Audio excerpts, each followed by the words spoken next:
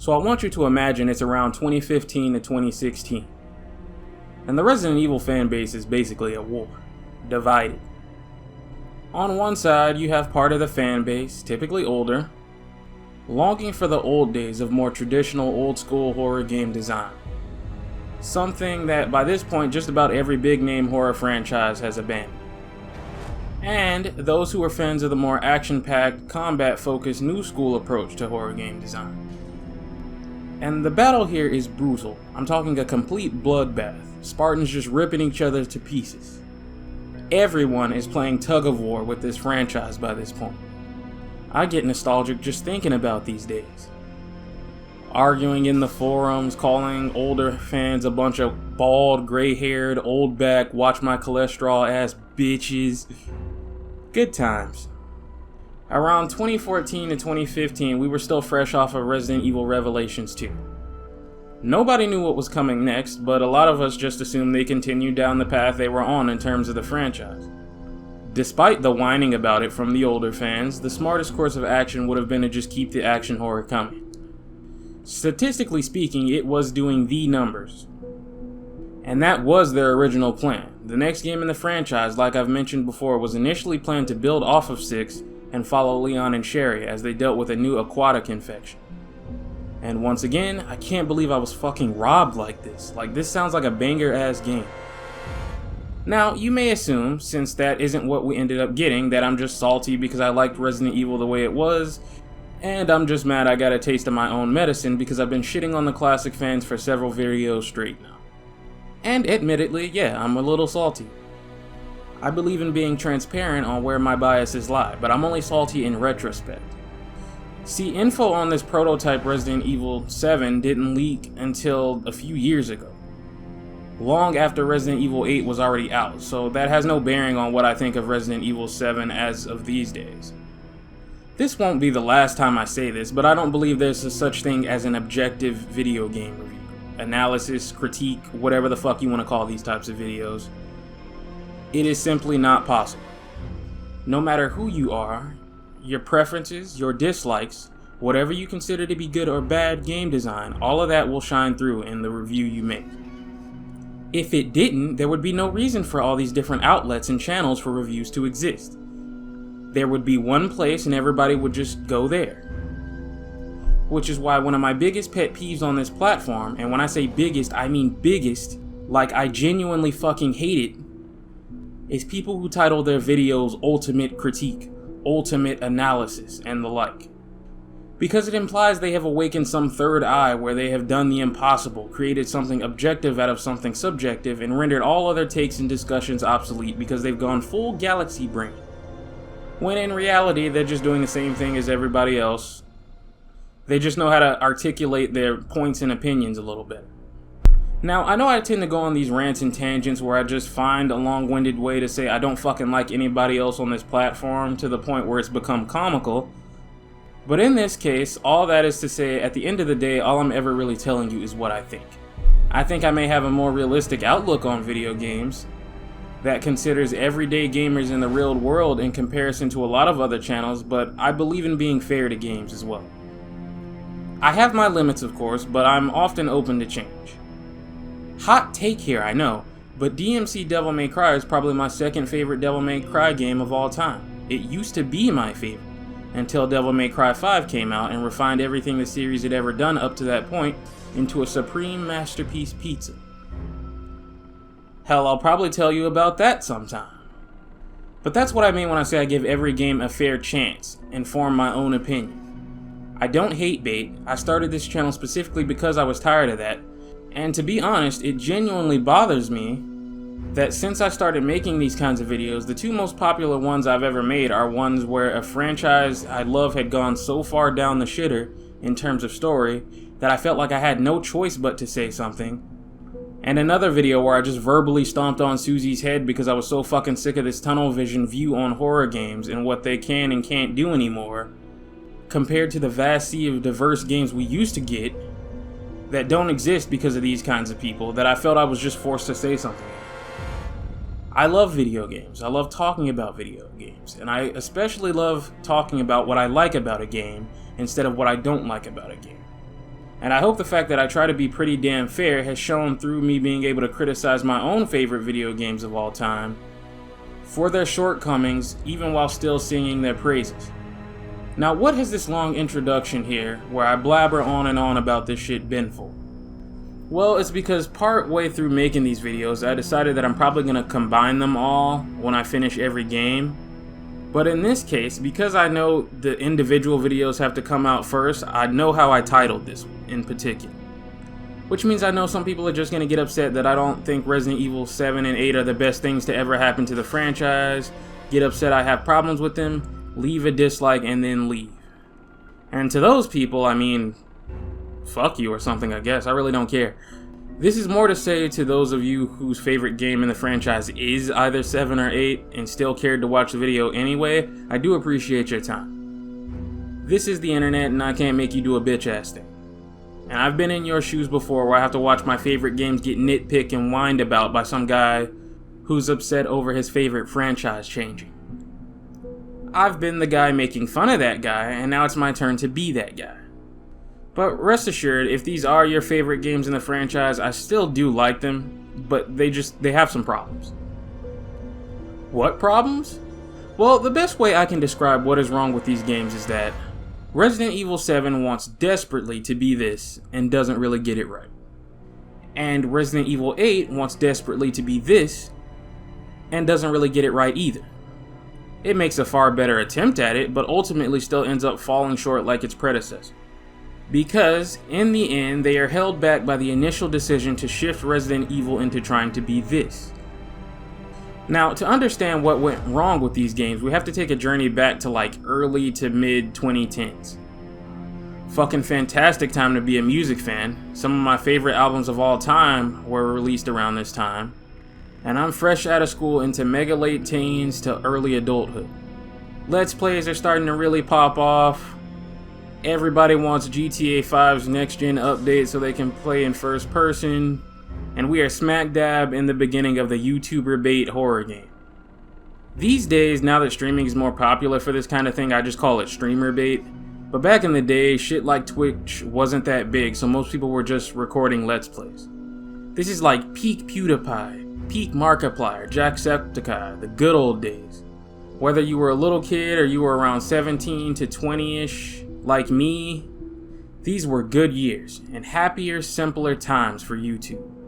The only problem is that as much as I look back fondly on these games like Slender, the 8 Pages and stuff like that, you know, Outlast, Amnesia, all great games I still cherish for the memories and the good times, they ended up doing damage to the horror genre and Resident Evil specifically that is irreparable. There are more cheap, simple indie horror games now where a thing just follows you around or you walk around doing fuck all in some hallways until something finally shows up and does a spooky thing in a creepy place than there are failed rappers in the world. And none influenced the way Resident Evil 7 turned out more than one of the most famous ones, PT. A lot of you already know by now, PT was a playable teaser for a Silent Hill game with the then director of Metal Gear Solid and some other notable names before it was ultimately cancelled and the teaser was pulled from PSN. And I think it was, and still is, overrated as fuck. It was cute and all, it was creepy, and genuinely had good atmosphere, but it is the prime example of my problem with atmospheric horror. Once it wears off, there's simply nothing to the gameplay to come back to. There's not a single reason to ever launch this application again. Because once you boil it down, you're just walking through the same fucking hallway over and over and over and over and over and over and over, waiting for something to finally happen. Listen, I get it. I get the appeal. We can sit here, whip out our best William Shakespeare impression to romanticize the deep, creeping sense of dread you feel when you open the hallway door again, not knowing what awaits you on the other side as things can go from eerie to normal, right back to horrifying with every loop, and all that shit. But the reality is, yes, you are just walking in the same fucking hallway about 600 times, until the creepy lady shows up, kills you, and finally puts you out of your misery. I can't expect premium gameplay from a free short teaser, and that's fine, but watching people go apeshit and pay thousands to get a console with this still on it was pretty fucking funny. The problem wasn't PT itself, it was a smash hit, and the controversy with Kojima and Konami falling out, and this getting pulled from download only added to the allure of it. The problem was that Capcom saw it, and when they did, they thought to themselves, you know, we'd be just fine continuing Resident Evil as it is, it's a sales giant. But what if we did try our hand as a classic Resident Evil game, and made it like this? The fall of PT in Silent Hill was just too good to pass up on, and take advantage of, and on some level, I can't blame them. So they got to work building their new Resident Evil 7.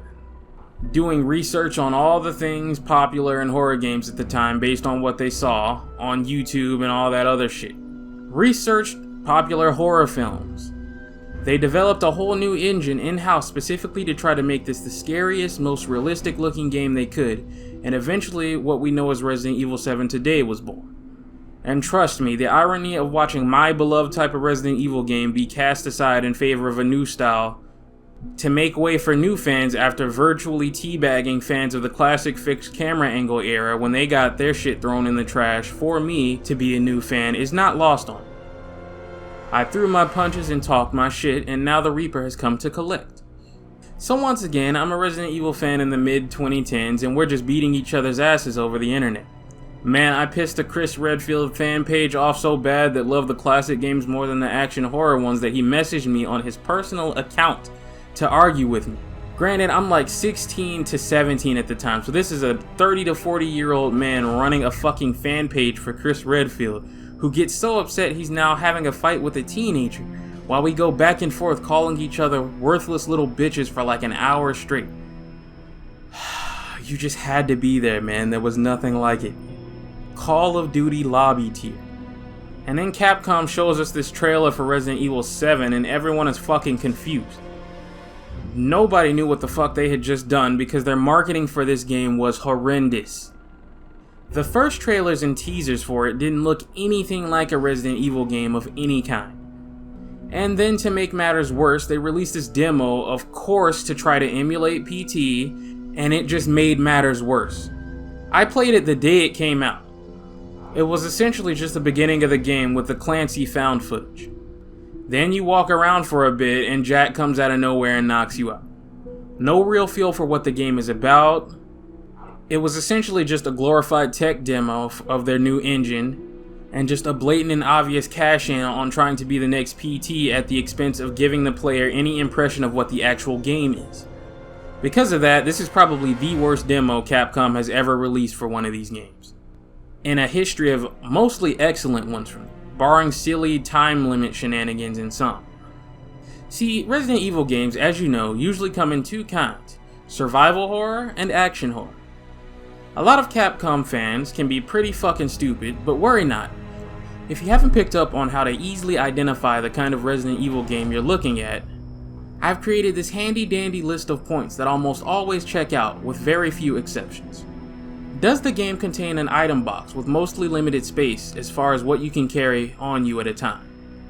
Does the game emphasize rationing ammo pickups placed in the world, with none really from killing enemies, encouraging you to pick your fights and try to evade enemies when you can?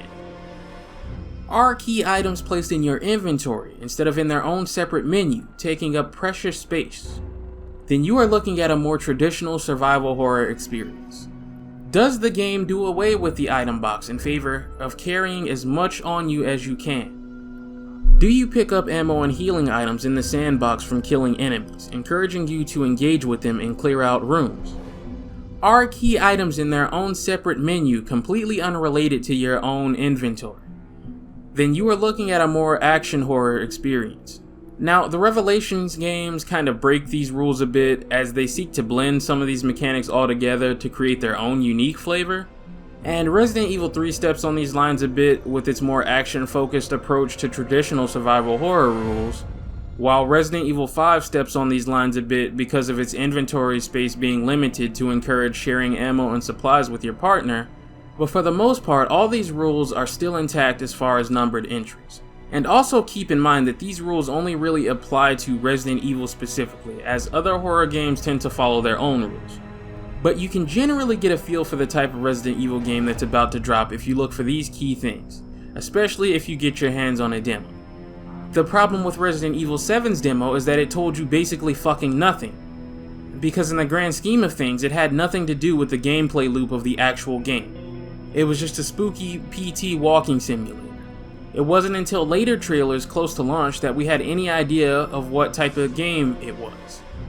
And even then, they didn't do the best job of making it look like a Resident Evil game. It looked like every fucking horror game to come out since Slender Man. And this created a divide right off the bat. A lot of people checked out of the series right here, because it didn't matter what kind of RE game you liked, this was nothing like either. All they told you was that it was trying to be scary again. But it could tell you it was trying to return to its roots in their interviews and marketing all it wanted. The demo sure didn't fucking make it feel that way. But there were those that were optimistic. Let's give it a try when the full game comes out and see how it is, you know? And I was one of these people. Like I said, I was put off by the Devil May Cry reboot, and once I opened my mind and just tried it for myself, I enjoyed it a hell of a lot. So in my eyes, Capcom was already 1 for 1 on doing some wild shit to a franchise and it turning out pretty damn good to me. So despite my disappointment in what I saw and what I played here in the demo, it's Resident Evil. It's my favorite franchise. Let's just buy it anyway and hear them out. In the end, I'm glad I did, because I think ultimately this is still a great Resident Evil game. It gets enough right to be worthy of the name. It's just that the best qualities of what it's trying to imitate from its predecessors have to take a back seat or get mistranslated to make room for trying to imitate trends. And the fucking long ass introduction before you get to anything recognizable as a Resident Evil game doesn't help either. So beware of spoilers for both Resident Evil 7 and 8 from here on out. So Resident Evil 7 starts us with a woman named Mia Winters, clearly in distress, and sending her husband Ethan a video message apologizing for lying about her work trip and telling him to stay away and never look for her. 3 years later, in typical woman fashion, she's backpedaled on the breakup and mysteriously emailed him her location, and Ethan rushes to the Baker house to get her. Now, Ethan is a character that tends to get a lot of shit from some Resident Evil fans as being more boring and plain than the beloved characters of old. And while yes, he is more plain and vanilla, he's not some badass SWAT soldier or something, I think for what the game is trying to do here, that isn't exactly fair to give him shit for. I understand preferring my favorite Resident Evil characters, believe me. But a character like Ethan is necessary for these games, specifically an everyman that is weak, but still has the will to fight and survive regardless. Over the course of these 2 games, he goes from someone out of his league in the beginning, to someone who might not be a walking god among these worthless insects that dare challenge his might like Chris or Leon, but someone who, in his own ways, can really put up a fight against the villains. And these games couldn't work as far as what they're trying to achieve without him. If this was a game about Chris Redfield, this entire Baker family would have been dead in about 2 minutes from him waking up at this table. And he probably would have killed them with a fucking fork while being tied up like this. I like Ethan. He's just a good dude that loves his family and just wants to do the right thing and protect them. Anything he ever has to do that compromises his morals as a good man and betray someone, or his vows to always love and protect Mia, is this situation where his hand is forced and he sees no other option. When he thinks Mia is trying to kill him of her own free will, he of course decides to go ahead and fight back. But once he realizes later that it's not her fault and she's being controlled and manipulated by whatever's going on around here, he tries his best to save her regardless. I watched an analysis of Resident Evil 7 a while back, and I'm pretty sure it was from Mauler, where he couldn't jive with Ethan in his reactions or responses to certain things, to the point where he would have preferred it if Ethan was mute, and to that I say tough tits. This is Resident Evil. We don't do that silent protagonist shit around here. And just because the game is in first person, that isn't a default crutch for every game in first person that's a horror game to pussy out of making an actual protagonist. Whatever I say about this game, good or bad, Capcom deserves credit for not taking the easy way out of just creating some silent walking avatar just because the game is in first person. And I know, considering where their influence for this game came from, that would have been extremely tempting. They created a genuine Resident Evil character. He isn't as cool as first, but ultimately he does grow into one of my favorites. Because even when he's scared shitless, which doesn't tend to happen to most Resident Evil protagonists these days, he isn't afraid to talk his own shit and he puts up whatever fight he can. My only problem with this is this silly fucking gimmick they have of not wanting to show you his face because they feel like it ruins the immersion for some reason. Even though they've already modeled his face fully, and they even went through the effort of finding someone with similar attributes to play his daughter later. So straddling the lines like this because you have this cute little fairy tale idea as a director of everyone being able to put themselves in the game as Ethan if you don't show his face like we're all 6 foot tall, happily married white guys who dress like it's casual Friday at a corporate office is kinda silly. I don't think anybody modding Resident Evil 2, 3, or 4 to be in first person or playing any of the VR games feels like they can't put themselves in the character's shoes because they know what they look like.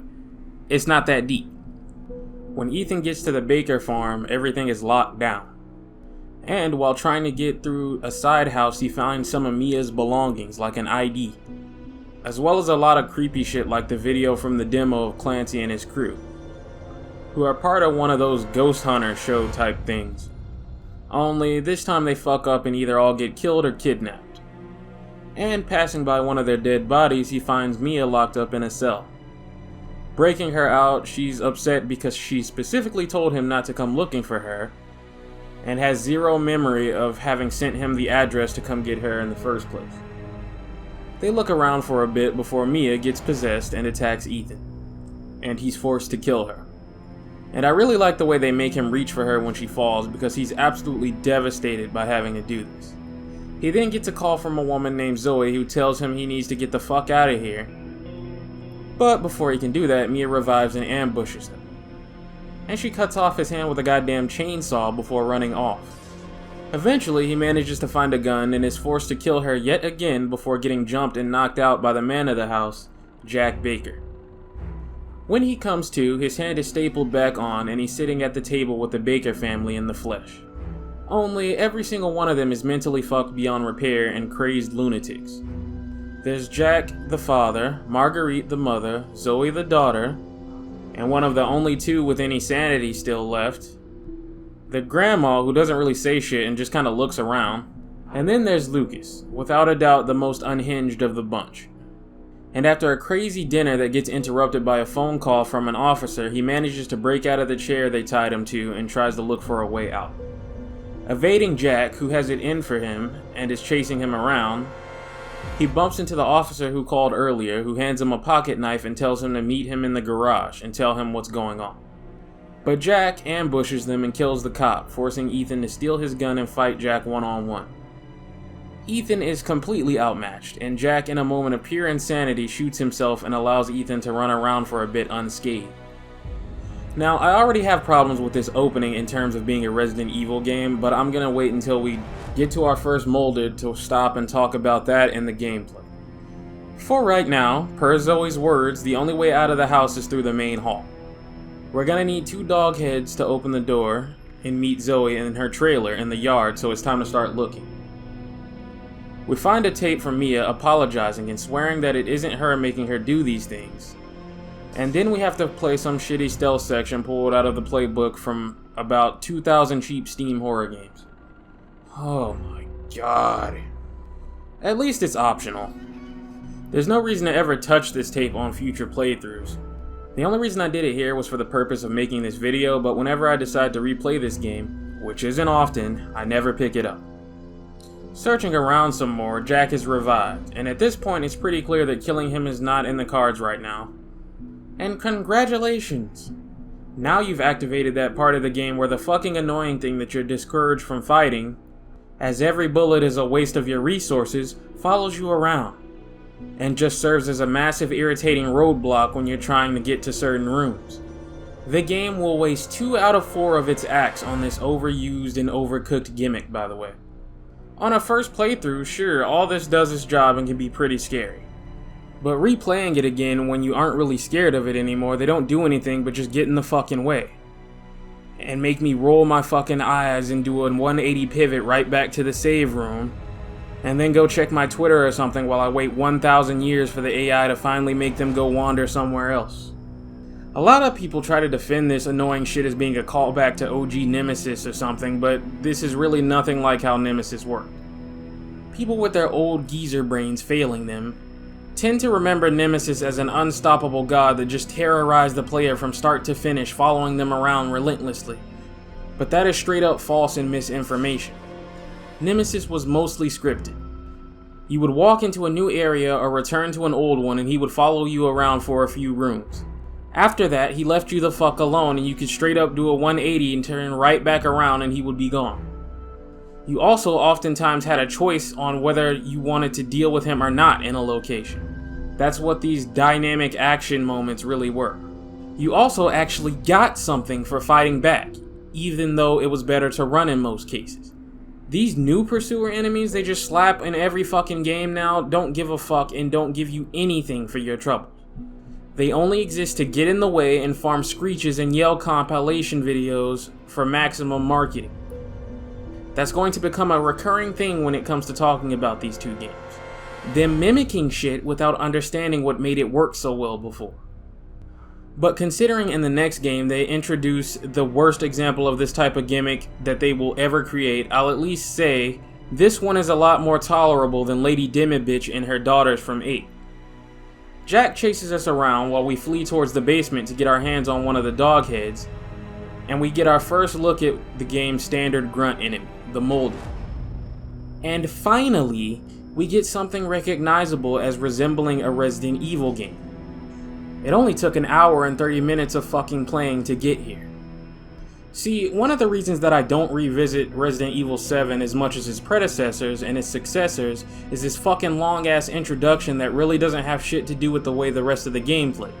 Before you have even fought your first basic enemy and started playing any actual Resident Evil, you've had to fight 2 separate bosses, each of them that just kind of focused on being some viral spectacle and bullet spongy, and the time that you haven't spent on that has mostly been spent playing Outlast.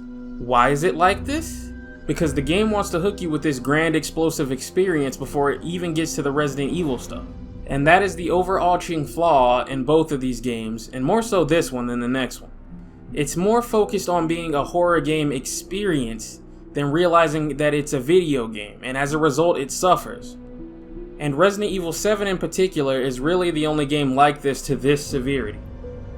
Despite my gripes with some of the older games when it came to some of their introductions in terms of misdirection, or getting you to your first item box or whatever, all of those were from the perspective of what it's like for a new player that doesn't know any better. On future playthroughs, all of those criticisms are non-issues, when you already know what you should be doing and where you should be going. In terms of actually starting to play the Resident Evil game you paid for, they all keep it short and are made to be replayed. You can load up Resident Evil 1 right now and get to doing your thing in maybe 10 minutes if you watch the cutscenes, maybe 2 if you skip them and need to get this handgun here as Chris. In Resident Evil 2, be it the original or the remake, it still takes minimal time to get you going. Even the 2 remakes that do have longer introductions than their originals, before they take your handcuffs off like Resident Evil 3 and 4, keep it to a minimum. Only what's necessary to build a little atmosphere. And that sense of wanting to rush through the intro on subsequent playthroughs isn't as overbearing and very easy to do if you just want to get to it. In Resident Evil 7, no matter what you do, you have to do this long ass walking simulator prologue that doesn't have shit to do with the Resident Evil bits of the game. And you will have to let Jack Baker chase you around like an Outlast villain before you can get to the item box and pull any of your New Game Plus rewards out of it, should you ever want to replay the game. And there's even more of this shit before you get to the basement and shit can actually start getting Resident Evil. And this is me being generous and not including the Mia tape. Because what I haven't even mentioned yet is that you can't skip cutscenes. So every single fucking time you decide you might want to revisit Resident Evil 7, you have to sit through everything.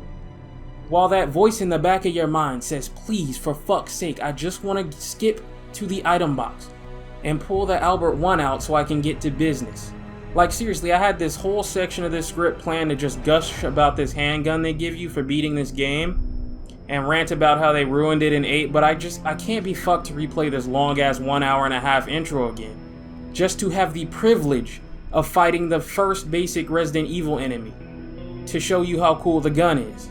This really hurts the replayability, and replayability is key to a Resident Evil game's design. Whereas this one is designed like you're gonna play it once and then go put it on a shelf and never come back to it. In any other Resident Evil game, you complete it and you can bang that shit out as many times as you want to, whenever you want to, with minimal gimmicks and friction getting in your way. Just beat the game? Good shit, let's go again. Good shit, let's go again. Good shit, let's go again. That is the appeal of single-player games in a world where multiplayer games dominate. Sure, I could go load up Tekken right now and every match would be a new experience. Or I could do another run of Resident Evil 2. The new mandatory introduction takes what, 2 to 3 minutes at most? And then we're in. There's no fucking way that the guys that made 7 played it, tested it over and over again, and didn't think skippable cutscenes might help the game's replayability. They just didn't give a fuck because, like I said, they wanted to create a great experience, but not a great video game.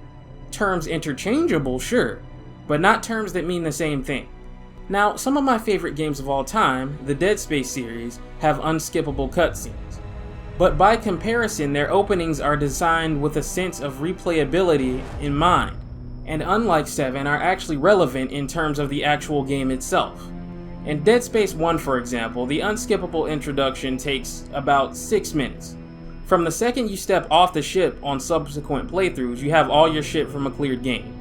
If it's your first time through, the game places something to fight back with and a standard enemy both in your face in roughly 10 minutes, and just like that, you jump right into playing the actual game.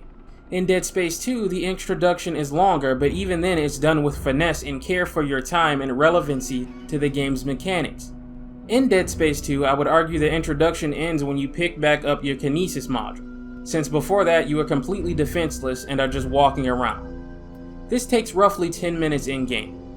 And roughly 15 minutes into the game, your first genuine weapon is placed in your hand, and now congratulations, you are fully playing Dead Space 2. Have fun. Silent Hill 1 gives you a handgun and a knife within 10 minutes.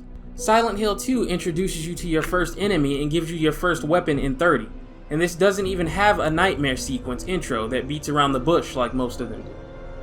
None of what I said will really bother you on a first playthrough. Hell, maybe even 2 realistically, but by 3, even if you are in love with the gameplay, all the gimmicks and the shit you're forced to sit through to even get to it will start to wear on you. For a game that supposedly returned to the roots, it sure doesn't really seem like it on anything more than a basic level. Any of the deeper pillars that support what makes replaying a classic Resident Evil such a great experience, no matter how many times you did it, either isn't here or takes a backseat to whatever fucking gimmick the current baker you're dealing with has in store for you. Now, I give credit where it's due. Resident Evil 7 is not all bad. It's actually very good and very smart in terms of bringing back a lot of classic stuff. I like the game itself, I just don't like that it's only 50% Resident Evil and 50% trendy gimmicks. On the surface, yes, the game has item boxes. So if you're a 40 to 50 year old man, you can go, oh golly gee, I remember them item boxes. So everything I don't like about having to waste my time running back and forth to the fucking thing is still intact. But it wants to emulate a classic Resident Evil game, so fine, whatever. But it uses both autosaves and traditional save points, minus the ink ribbons on standard difficulty, and thank fuck for that, because I've never liked ink ribbons at all. The focus is back on exploration and solving problems and puzzles, as opposed to arena battles, which I prefer, but for what the game is going for, I mean, that's fine. There are several ways it actually improves on the classics in this regard. In some of the older games, it can be really fucking confusing to know what the right direction to go is, what room took what key if you didn't remember, and just what your objective even was. So Resident Evil 7 remedies that by giving you a handy dandy objective list to always let you know what you should be doing and what you're working towards. It is also far more generous with its inventory and carry limits than any survival horror geared Resident Evil that's come before it. The crafting mechanic sort of combines a lot of versions from its predecessors. You can craft handgun ammo, grenade rounds, and several other things to help you on your journey. But the star of the crafting mechanic, and what I would argue is the Winter Game's crowning achievement, is Jesus Juice. Jesus Juice is the replacement for first aid sprays. You can eat green herbs by themselves, and they may replenish a chunk of health, but Jesus Juice is what really heals you up. There is no problem that Jesus Juice can't solve, short of a beheading. Severed limbs, severe burns, internal bleeding, broken bones, you name it. You slap that motherfucking Jesus juice on it and you're good. It's goofy, it makes no sense, and it's the exact kind of shit that makes this series special. Several times through these two games, something will fuck Ethan up bad and Jesus juice will take care of it immediately. Capcom should be selling this shit in bottles at convenience stores. So let's talk about combat itself. It ranges from being pretty alright to janky and unfinished. Just you wait until we talk about the end of Zoe. And it's never really consistent either.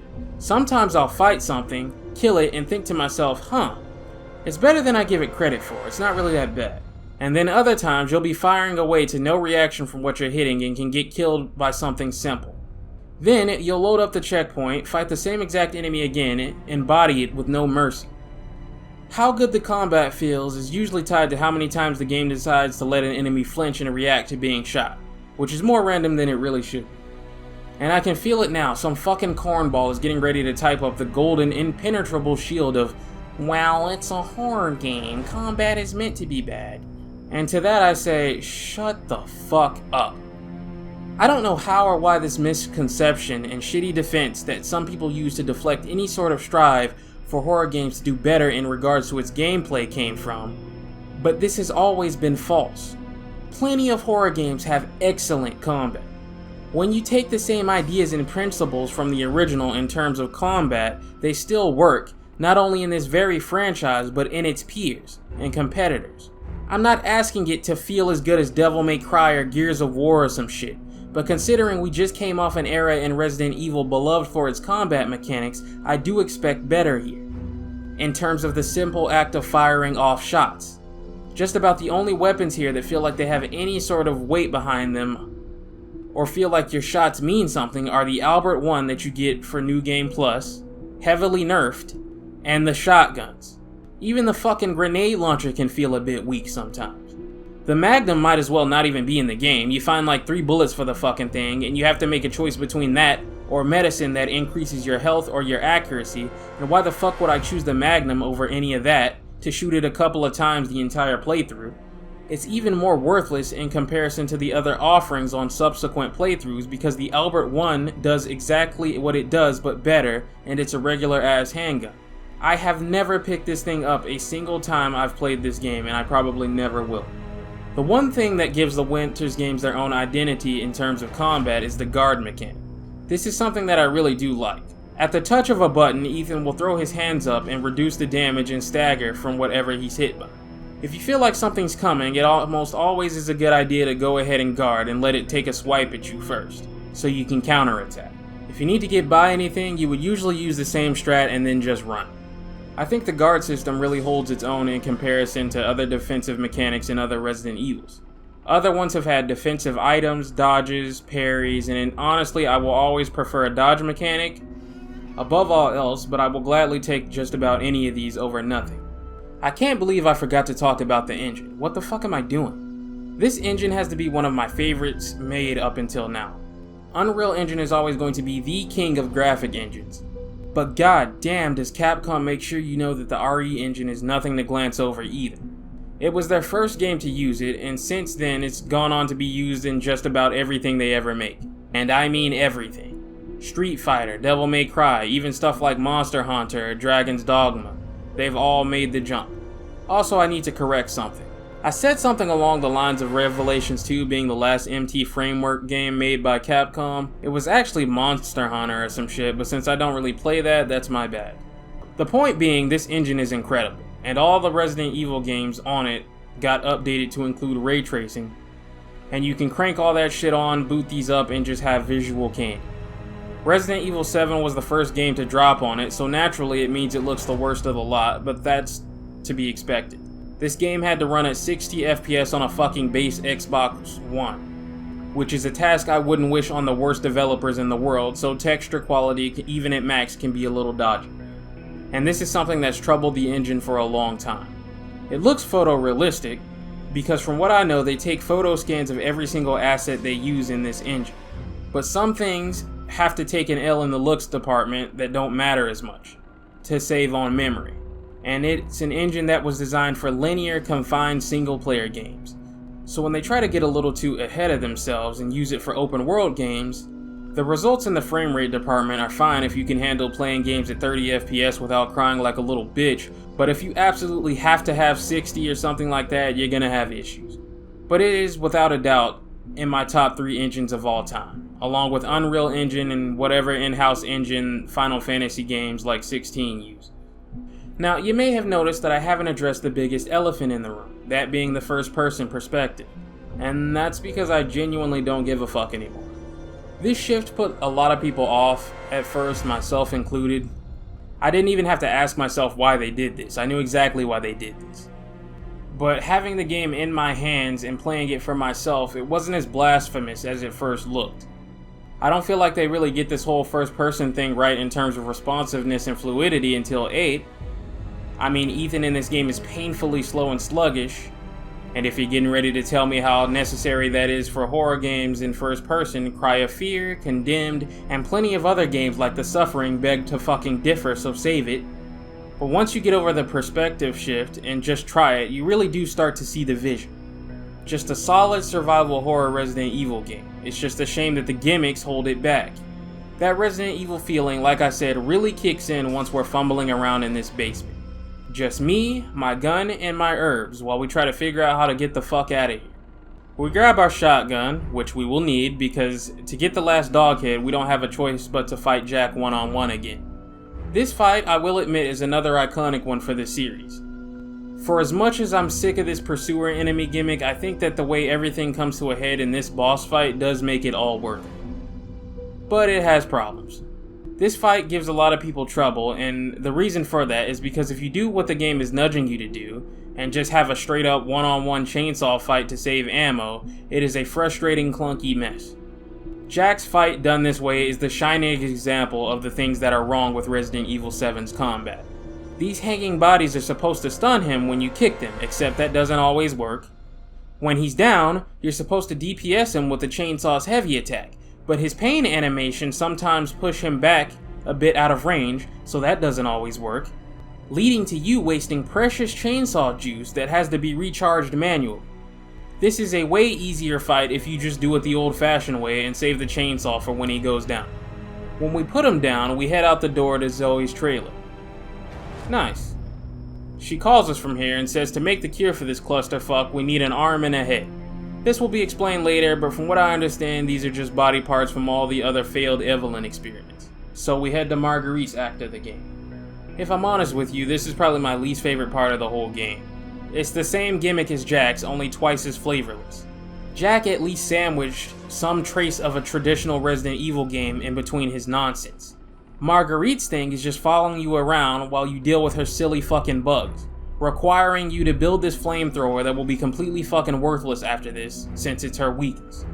Lucas shows up at one point to kidnap Mia in the middle of her finding Ethan, while she tries to explain what's going on, and I'm just begging to get to his part of the game sooner. Things come to a head and eventually Ethan has no choice but to fight her. Use up as much of your flamethrower ammo as humanly possible in favor of your other weapons, and you'll thank me later. Her fight is pretty alright besides that, and my only complaint is this ridiculous fucking gamma crash attack that you can't really dodge out of the way of when she climbs onto the ceiling. When you kill her, the game finally decides to let you do some Resident Evil shit again. The way they handle this part where you get the arm is beautiful, and I can say without a doubt it's one of my favorite moments in the game. It is genuinely creepy. With that done, we head back to Zoe's trailer and find her kidnapped by Lucas, and we need to search for a way to get to him. Finally, we are playing some just straight up Resident Evil. No bullshit, no gimmicks from other games, just you, your guns, a place full of enemies that creep around these halls, while you try to survive and look for key items. This is where I feel the magic. This is where everything clicks, and I think to myself, this is a damn good Resident Evil game when it wants to be. The second half of this game is phenomenal. I just wish I didn't have to kill 2 out of the 4 villains at this table to finally get to the fucking Resident Evil game I paid for. Lucas is the Resident Evil villain here. If you're looking for your conspiracies, your corporate backdoor shenanigans, and everything you'd expect out of a Resident Evil game, it all starts here. Lucas was crazy and a murderer long before this whole thing started at the Baker farm. He killed one of his classmates by locking him in the attic of his bedroom when he was a little kid. And while you could say just about every other baker feels terrible about the shit they're doing, not so much Lucas. As a matter of fact, he's maintained full awareness and control of his actions, and is working directly for the bad guys. More on that later. Now, Lucas still has a gimmick technically, but his gimmick is not straight up intrusive to the traditional Resident Evil formula. It actually works alongside and enhances it. Lucas loves to make death traps and toy with the people the bakers kidnap before he kills them. So think if you were exploring the Spencer mansion, only with traps you had to look around for. You can find a tape of Clancy, the cameraman from the beginning of the game, where Lucas put him in a jigsaw trap and killed him. But considering it was rigged to kill him from the beginning, it's more of an Amanda or a Hoffman trap than a John Kramer one. This proves to be his undoing later, but once again, I cannot stress enough how much better the game feels as a Resident Evil game here. These creatures are some of his subjects, in a way, and he sicks them on you as such. His main gimmick is just a brief puzzle where you need to figure out what exactly killed Clancy when he was stuck in this room, and avoid doing that particular thing when you solve the puzzle. You can be in and out of here in like a minute to 2 minute tops. A far cry from the annoying shenanigans of Jack and Marguerite. When Lucas's plan goes to shit, he books it out of there because he's gotta carry the Resident Evil in this game on his fucking back single-handedly. So we fight our way to the boathouse that Mia and Zoe are tied up at. When we free them and make the cure, Jack has mutated beyond hope, and he's more dangerous than ever before. This is probably the most Resident Evil boss fight you're gonna get in this game in terms of familiar tropes. Shoot the glowing things until it dies and try not to get hit. Once again, I have to commend the guard mechanic, as despite how painfully slow and sluggish Ethan is at times, this thing really helps keep you from getting frustrated in boss fights like you would in some of the earlier games. An excellent mechanic. Despite his best efforts, Ethan can't bring Jack down permanently and has to use one of the 2 cures he made to do it. That leaves only one. And then the game gives you the choice. I've bitched about this more than once, so you know what's coming. This is a waste of your fucking time. Now, right from the jump, I think it's pretty clear you're supposed to choose your wife. It just makes the most sense. She's the entire reason he's here. And clearly, if the Bakers are keeping her locked up like this, they've done something to her. Despite Zoe's good intentions, she's just not Mia. Ethan would never do that to her. Now, I guess if you're reading too much into it, like Mahler or something, you could argue it makes sense to cure Zoe, since Mia's tried to kill you more than once, and Zoe has been nothing but helpful. But sometimes, you just have to think simpler, alright? Not everything is a fucking convoluted Souls-like riddle. Man love wife, man save wife. A tale as old as time itself. It does feel pretty shitty to betray Zoe like this every time I make this choice, but I love my wife. The problem is the choice itself is just silly in terms of how they handle it. They don't even pretend you did the right thing. They kill Zoe almost immediately after this, and then kill Mia later. Yeah, I fucking get it. Some old school Resident Evil games had multiple endings, but it was also just a headache and a clusterfuck for them to deal with in old canon because of it. That's why they stopped doing it. At this point, it feels like they're just forcing it. Especially when you have to turn around and pick an ending as canon by the time you make the story DLC, which they have done twice now. I'm so sick of this multiple ending shit. The time you wasted crafting a story branch that is canonically worthless is time you could have spent building more rooms and encounters elsewhere. Like, oh, I don't know, improving Marguerite's section of the game to where there's more than one room with molded in it in her act, and it isn't fucking placed after you've already killed her and basically beat it. But hey, I guess chasing indie game fads is more important to the game's integrity. Anyway, Ethan and Mia escape by boat, and Ethan tells her she needs to come clean about everything that's going on here. But Mia can't remember much of anything. When they pass by a destroyed ship, something in the water attacks them and throws them both overboard, and Ethan is knocked unconscious and taken, and control is given to Mia while she looks around the ship. The jig is up now. It's time for Evelyn's act, the real big bad, and this is probably my second favorite one in the game. This is where it all comes together. Now, I'm a little annoyed by the weaponless start where you have to run around defenseless. I mean, there isn't even a hiding or stealth mechanic really, it's just sloppily plopped in the game. And the moment anything sees you and starts chasing you and blocking your paths, it's just a clunky mess. But it is very brief. You get some good supplies for her section pretty quickly. And also seeing this location go from functional in a flashback to this extremely dark, slimy, mold-covered ghost town is pretty cool. It's undoubtedly creepy. Mia searches around for Ethan but runs into Evelyn, who makes her watch a tape of what started all this. I don't know how this shit even got recorded. Body cam footage, I guess. But Mia has been living a double life as an agent working for a company that's developing new bioweapons. It's funny to me that this series has gone on so long, it's literally just random pharmaceutical corps now. They don't even bother to give them names. Evelyn was a bioweapon that Mia was tasked with transporting to who the fuck knows where on this boat, along with her colleagues. Evelyn is designed to kill, mutate, and control hosts through mold she produces, and is programmed to desire a family of her own for reasons that won't be clear until 8. That's why she's doing all this, because she wants her own mom and dad, siblings, and a home. Everything a child would want, but she's never satisfied and there's no end to her hunger. All the molded around the Baker house, the mines, and the ship are all a result of anyone that's been killed or kidnapped from inside nearby towns or the ship that crashed. She's had the Bakers killing and making molded out of people for the last 3 years or so for one big family. Back around the time of this flashback, she got loose and Mia was the only one who could stop it, since it's in her programming not to attack or kill Mia. But she's much stronger than anyone who made her could have imagined, and Mia fails and also gets infected with the mold. In a panic, Mia grabs the nearest laptop and sends Ethan the goodbye message we saw her make at the beginning of the game, before Evelyn destroys the ship and throws her out of it. Evelyn can't kill Mia directly, but she can manipulate situations to try to harm or control her. That's how the Bakers found them. And now that Mia has regained her memories, Evelyn wants her to be her mother. Mia isn't interested and this pisses Evelyn off, so we're tasked with looking around this ship to try to find Ethan.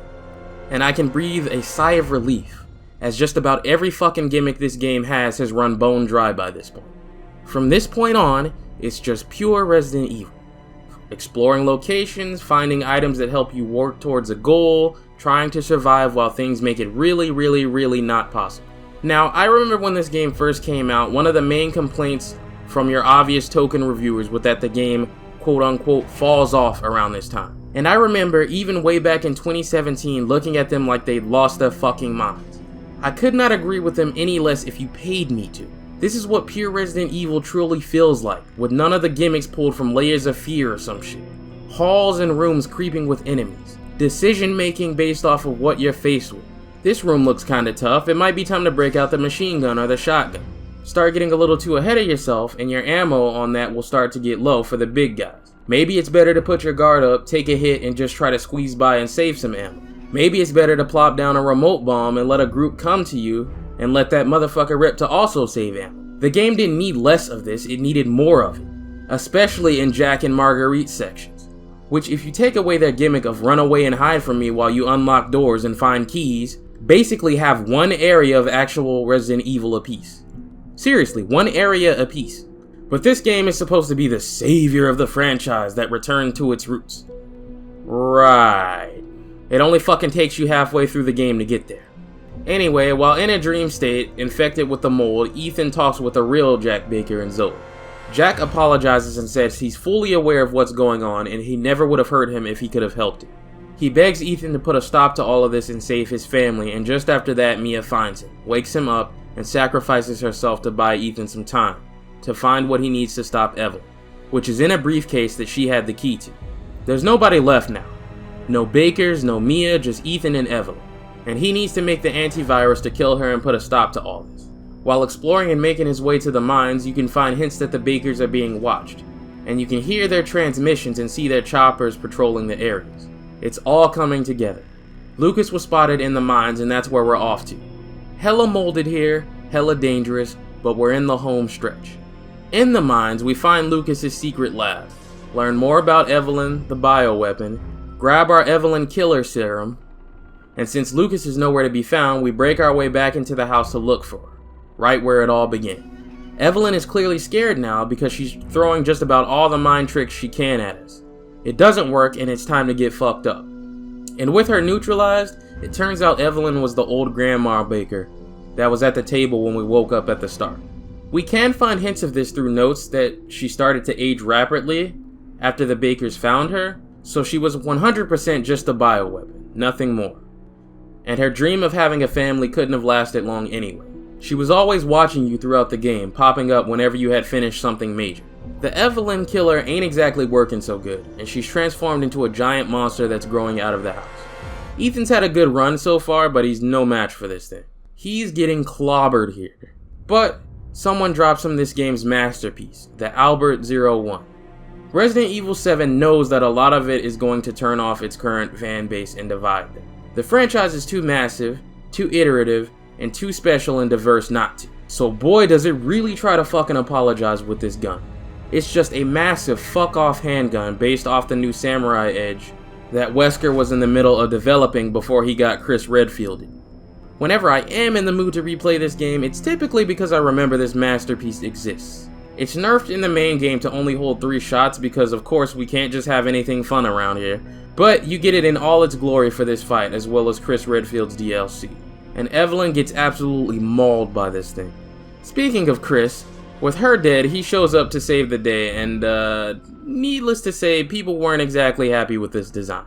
Now, I remember when Claire was shown off for Resident Evil 2 Remake, and you had these insufferable bitches, you know the ones, complaining about how Claire wasn't hot enough and she'd been uglified, knowing full well that a chick that looks 25% as good as Claire wouldn't even make eye contact with them as they passed by them on the street, since they don't have any fucking business talking about how anyone should look while they're built like EDP. But the reaction to Chris's design was a lot more justified. If this was still Resident Evil 1 Chris or Code Veronica Chris, no one would really care. They might be able to get away with this. Resident Evil 5 is still the highest selling Resident Evil game in Capcom's library. That game made Chris Redfield a fucking star, and he was roided out of his mind in that game, and really has been in every game since. When people think of Chris Redfield, they think of a buff-ass action hero that's admired and respected everywhere he goes. Arnold Schwarzenegger. Just this guy's Greek god physique alone inspired awe and motivation in his squad mates. This Chris Redfield looked like the type of guy you catch in Facebook and Twitter comment sections trying to convince you that all the Resident Evil remakes suck besides the first one, and that all his favorite musicians sold out and suck now, and their debut albums were all their best work, and everything else is mainstream garbage and blah blah blah. It just looked weird and wrong. Add to that the fact that he's working with Umbrella here, which without any context is something anyone who's ever played a Resident Evil game before in their life would tell you is something that is just impossible for him. You had people speculating this wasn't even Chris but an imposter. I'll cut them some slack here and say this is really their first time working with this engine, and finding somebody who looks like Chris in both face and physique is really fucking hard, and they weren't too comfortable manipulating their models and scans too drastically yet. But yeah, this isn't very good. Either way, the day is saved and Ethan is rescued. As it would turn out, they found Mia alive too. Ethan did what he came here to do, and he went through hell to get Mia back. And that's it for the main game of Resident Evil 7. But we have DLC and bonus modes to talk about. Listen, I'm sorry, I'm not going to sit here and play every DLC. A lot of it just isn't worth talking about. They're shitty mini games just to pass the time, and if stuff like the card game or Jack's birthday is fun for you, then good for you. But even back when this game first launched, the only one I gave a shit about was the Chris Redfield one. And for the sake of this review, the only 3 we're going to talk about are Sisters, Not a Hero, and The End of Zoe, as they're the only real story-related ones of any importance.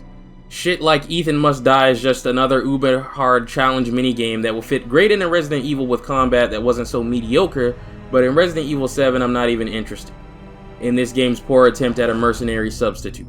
So, of the 3 ones that mean anything, let's go ahead and get the worst one out of the way first. Have you ever played or watched just about any old Markiplier or PewDiePie video where they played one of those one-and-done indie games that came out around 2012 to 2015? You know, where they play a walking simulator for about 15 minutes, pushing buttons and finding items until they get to the end where something grabs them and drags them away. Then congratulations, you've played Sisters without ever having to play it. You've seen it a million times already. It tells the story of how Jack found Evelyn and then the family went batshit within about 15 minutes. Also, by this point, they found Mia way earlier, so if you're hoping for any sort of elaboration on how she went from being unconscious at the bottom of the ocean, to being found by Jack, to being tripped into sending Ethan some message to come get her, to being locked in a cell, you're out of luck. Because even though she's here when all this goes on, you don't see her until the end and she's unconscious the whole time. Great. Also, this is another fucking multiple ending waste of time. If you just play it the normal way, you get the bad ending where Zoe gets captured. If you do a bunch of weird obtuse shit that requires you to go out of your way of the intended experience, breaking the urgency in the narrative, then you get the real ending, where Zoe gets captured any fucking way, but reads a note first. Wow. Do you see what I mean by multiple endings in this kind of game just being a waste of fucking time? Zoe has to be captured no matter what for the main game to take place. So instead of wasting your time and my time with this multiple ending shit, why not spend that time making the DLC longer? Maybe including Mia Winters in the fucking thing since she's already here. Let's just get through this shit before I bang my head against my fucking TV. So, Jack finds Evelyn and tells Zoe to get her a fresh change of clothes. When Zoe brings them to Evelyn, she goes psycho and turns out all the lights. And one by one, the Bakers go crazy and chase her around the house, where she runs into the trailer for safety, reads a note about how to make the cure for the virus, to stay the hell away from Evelyn if they find her, which of course is a little too late to read. All of this left by an unconscious Mia. Evelyn grabs her and the DLC's over. Goody gumdrops. I'll never touch this DLC again. No combat, no real substance. It is a pure example of everything wrong with this game and none of what is right with it. Oh, here comes Jack chasing you around. Oh, here comes Marguerite, stay out of her sight. The only good thing about it I can say is that it's story related and it is mercifully short and doesn't drag on the way Little Miss did in Revelations 2.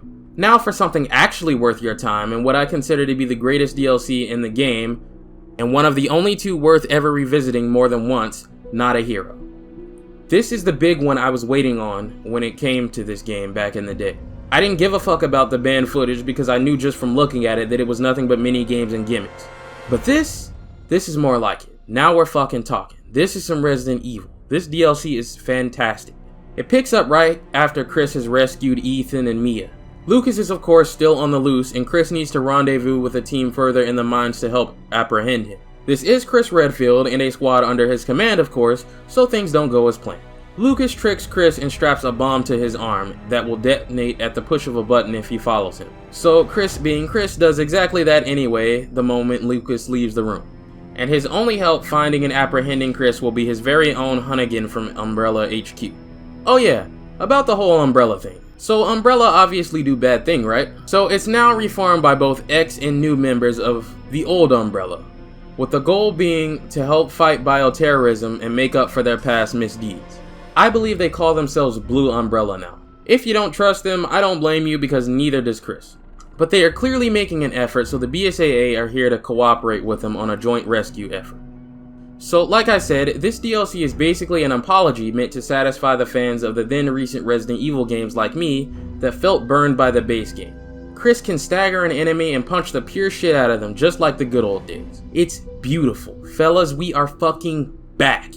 I've said it before in old videos, so I'll reiterate it here. For as much dick sucking as Resident Evil 7 has received over the years, one thing they typically forget to mention is that it's still to this day, as of the making of this video, sold less than 6. 7 is divisive in its own right. Resident Evil 4, 5, and 6 were sales giants. Now admittedly, 6 is not really ahead of 7 by much, as 6 has sold about 14.5 million copies to Resident Evil 7's 13.5. The top numbers in bold are what you're looking for. The other number with the $sign is total gross revenue, which is a lot more variable. Now, you can say that Resident Evil 7 may have made them technically more money in the end, but it's not as black and white as that. Different things outside of sales can have a huge impact on a number like this, from the engine you use, to the marketing budget, to the actors you choose for both face and voice. The RE engine in general saves Capcom hella money to make a game, and get a higher gross revenue no matter what game they make. For example, every single version of the original Resident Evil 4 as of the time of making this video has sold 14 million copies plus. The Resident Evil 4 remake has only been out a year and a half, and therefore has only sold 7 million copies, which is pretty fucking impressive for being out nowhere near as long. Now look at how the gross revenue in terms of money they made off of the sales is identical, because the total development and marketing costs versus copies sold works heavily in their favor when they use the RE engine. It's not just a good engine, it's a money-making monster. You give it another year and even more millions, and the original Resident Evil 4 could have made Capcom less money in its lifetime in total revenue than the remake with a lower number of copies sold. That's crazy to say, but that's the power of the RE engine. When it comes to ports of the older games, you have to remember that the way they have to measure their sales is literally port by port.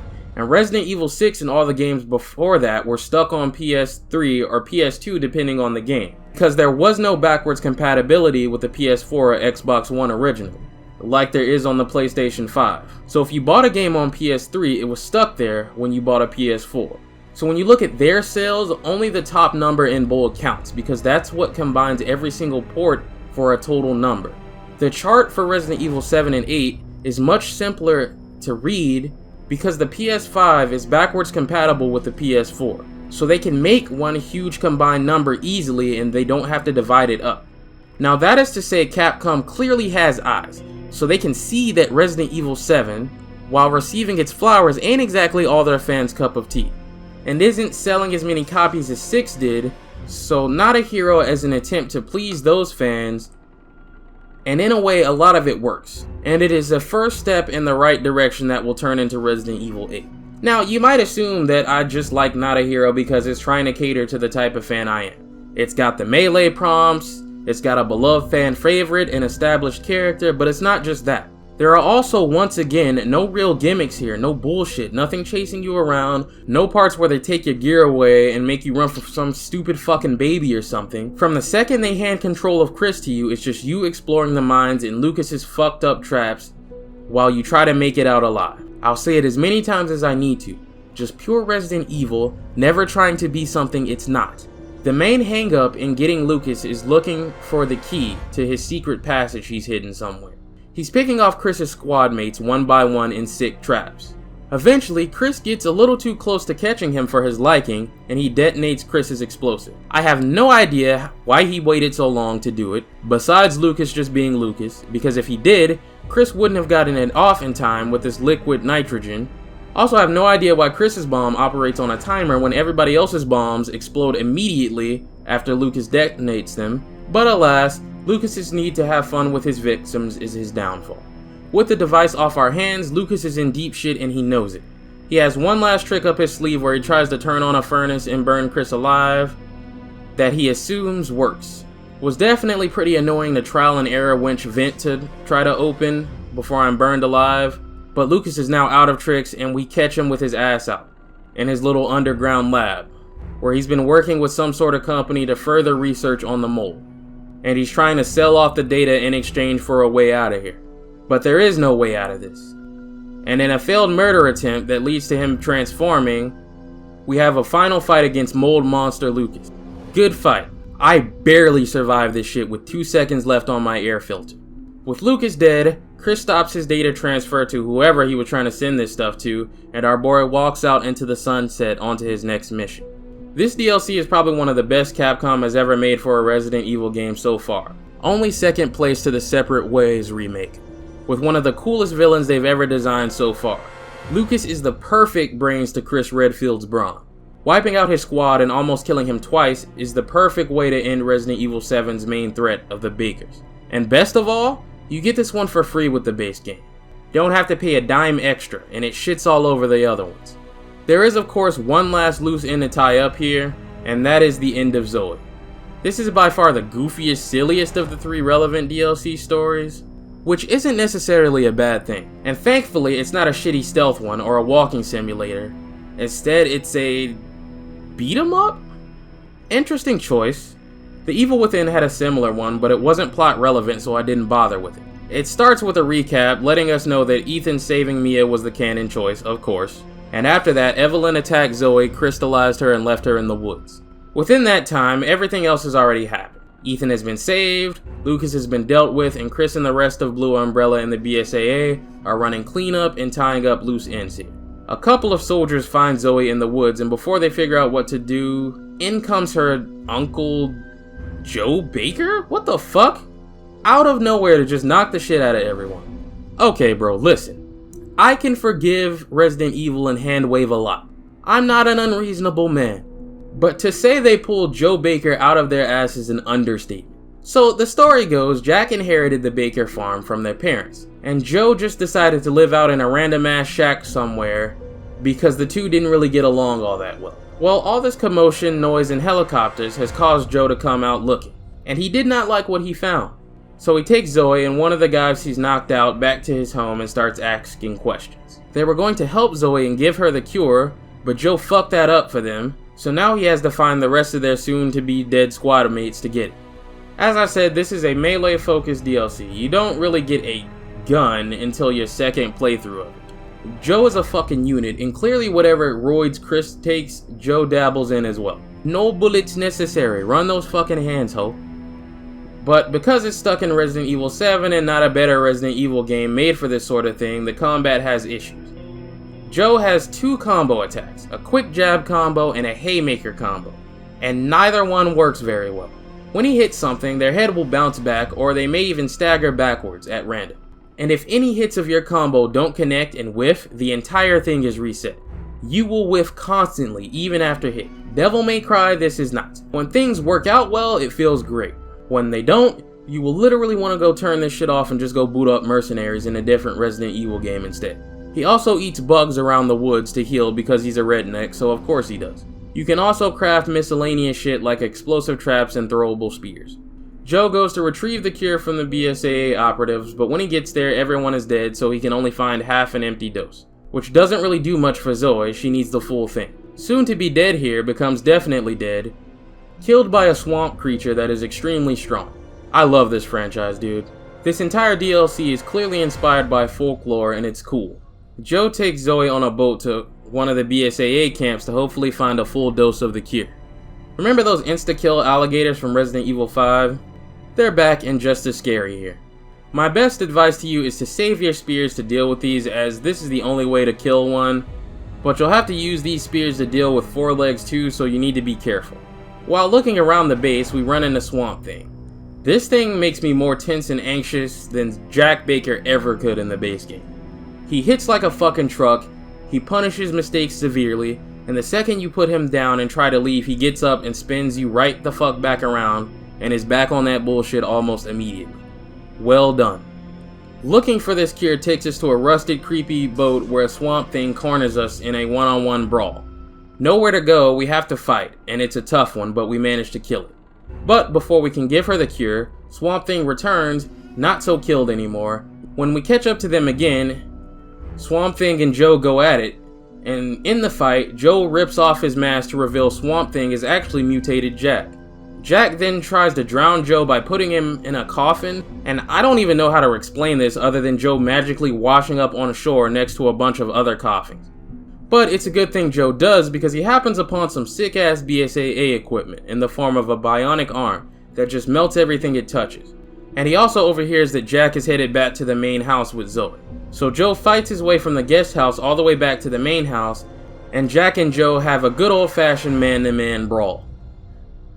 The bionic arm is just what Joe needed to level the playing field, and he finally manages to kill Jack for good. Just don't ask me how ripping his head off and throwing it in the swamp the first time didn't do it, but smashing it with the arm did this time. Cause I can't fucking tell you. With Zoe cured, all's well that ends well. Chris and the BSAA find and rescue them both, and Zoe even gets a call from Ethan. He's the one who sent Chris to look for her in the first place. And with that, that's the end of Resident Evil 7. I think in the end, despite what I've said and its issues, I do think it's a good game. I just think without a doubt it is overrated and misguided. If your only metric for measuring a good horror game is it scary, then sure, I can see why you would think it's the best one. If I can pay one compliment to Resident Evil 7 that it holds above every other entry, it is that it is genuinely the scariest out of every other Resident Evil ever made. Not because of Jack or Marguerite chasing you around, but because I think the molded and the environments that they in are probably some of the scariest designs for enemies and locations in the series. The game is very dark and covered in shadows, and these things also being pitch black works very well. But to me, that is such a single-serving, surface-level measure of what makes a good horror game and what makes a Resident Evil game especially good. If you only play horror games for the fear, you are running on borrowed time. Eventually, there will come a point where you are no longer afraid, and then what are you left with? Every single horror game ever made will just be disappointing and mid compared to the first ones you ever played, because you're chasing a feeling that you can never get back. Horror games, whether they're scary or not, still have to be a good video game that makes you want to come back to it. And in the case of Resident Evil in particular, that is something that it is always excelled at up until this point. You can load up just about any other Resident Evil game, and even if not a single fucking thing in that game can scare you, you've still purchased a damn fine product when it comes to fun fact. Resident Evil 0 and Code Veronica excluded. At least on the first playthroughs, they get way better on their second ones. You can fall in love with the Resident Evil franchise and not be scared of it a single day, because the gameplay loop is so engaging. The same way you can go see a new Michael Myers movie and not be scared of anything in it really, but still fall in love with the franchise. Because it's about the attitude, the mood, the fun of the horror genre in general, and what makes that particular franchise unique. In Resident Evil's case, that's what made it a gaming giant. And Resident Evil 7 is at its best when it throws out the shitty gimmicks and fads that it's attempting to imitate, and just tries to be a first-person take on a classic Resident Evil game formula. But the problem of trying to cash in on shit like Outlast and PT diluted. When you peel back the layers of the game beyond, is it scary? And examine its inner workings compared to its predecessors, and its successors, you realize that when you take away all the silly gimmicks, there isn't really enough Resident Evil in it. And there are good things to say overall about the Resident Evil parts of the game in terms of improvements over the classic Resident Evil formula that makes sense. You always have your objective whenever you open the inventory, so you always know how to progress, where in earlier games you could easily get stuck. The puzzles in this game are also reasonable, unlike some of the previous ones, like the fucking water treatment one. The ways that it brings back the classic survival horror formula and adapts it into first person are enjoyable and smart. Smart enough to make it worthy of the Resident Evil title, but there simply isn't enough of it because it's trying to make room for this shit. Resident Evil 7 feels like if I ordered a strawberry milkshake and it was blended to the perfect consistency. The sweetness is just right. There's whipped cream and a cherry on top. And then the server brought it out and dumped half a fucking jug of water on top of it. Because people drink water, they like water. They also order water all the time. So clearly the milkshake needs a little more water in it, right? Resident Evil 7 is made for you if you like horror games in general. But only about half of it is made for you if you like Resident Evil, for what Resident Evil is. It's made for the type of person who plays a horror game and never touches it again, or lets it sit on their shelf for a couple of years and then comes back to it to play it maybe once or twice every now and then. Because just about every other one before it was made to create a great experience and be a good video game that you can pop in whenever you want and always have a good time, because they were made to be replayable.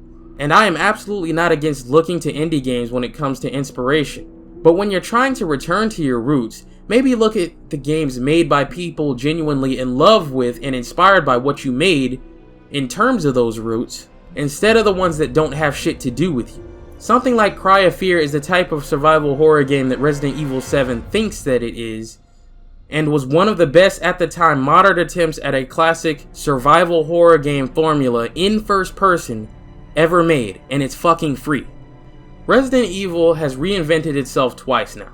The first time it was born out of someone's desire to create something new and fresh for the series that took a massive risk. And while I would never suggest a franchise ever do what Resident Evil 4 did ever again because it is simply far too risky, this was a 1 in a million chance of success. And it is literally the type of thing that can kill a franchise and studio entirely.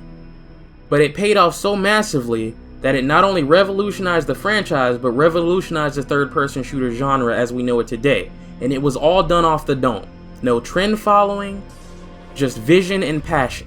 The second time it reinvented itself, it was done to bring back some of the old horror and game design lost in the massive appeal of the franchise's modern entries. Only it was born out of a desire to chase and follow what every other horror game around its time was doing. That is why there is less Resident Evil specifically, and more of the other horror tropes you would find in any other horror game around that time. And to me, that is simply less interesting and something that didn't even pay off. They still sold about the same amount of copies as what they were making before, so they didn't exactly move the needle anywhere and just divided the fan base even further. It is so focused on being an experience, it runs out of time to be a good video game. And that is why it hasn't really had any kind of lasting impact in the end. You don't really see any modern horror games following Resident Evil 7's example today. Alan Wake 2 devs has said their inspiration was the Resident Evil 2 remake. Alone in the Dark, Silent Hill, Dead Space, all of them trying their hand at comebacks now because of the Resident Evil 2 remake that came out. and showed everyone how you can make a real traditional survival horror game for a modern audience, setting the trend once again instead of following it. And that's why when I hear the guy who directed Resident Evil 7 is also directing Resident Evil 9, and the rumors are that it's open world, it doesn't exactly instill me with excitement that this one will be another contender for one of my favorites, and yet somehow sounds exactly like the kind of thing he would do. What does every director who runs out of ideas get it in their head to do these days? Follow the next trend and go open world. And while I'm sure ultimately the game will turn out fine, like always, I'll give it a fair chance.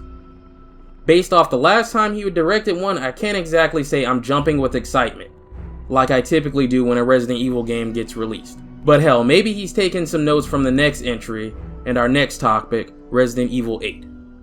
Resident Evil 8, or Village if you prefer, is a far better game than Resident Evil 7 right off tops.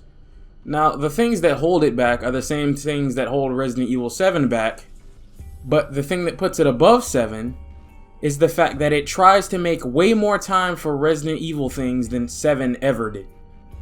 Resident Evil 7 was a survival horror game like the classics. And originally, 8 was going to be too, but design was shifted towards being more of an action horror game like Resident Evil 4 and up. While I appreciate the attempt, it too still has some issues. Some of which are the same as before, some of which are exclusive to it. It begins with this fairy tale Mia is reading to Ethan and their daughter Rose. After the events of the last game, Chris relocated them into hiding for protection, and now they live a somewhat normal, quiet life. Ethan is clearly scarred by the things that happened with the Bakers and wants to talk about it. He's taken up firearms training in order to better fight back and be prepared, and as always, the only thing he cares about is his family. Mia, on the other hand, doesn't really like talking about it. To her, it seems like the best way to move on is to never bring it up and try to be normal. But there's also a deep worry for Ethan, like she knows something he doesn't. Let's stop beating around the bush about it, it's because he's a giant walking mold monster. But be that as it may, she doesn't have to be a bitch about it. He's honestly behaving like any good father would, because for all intents and purposes, he feels and seems normal. So for her to be mad at him for caring more about his daughter's health than his own, it makes no sense.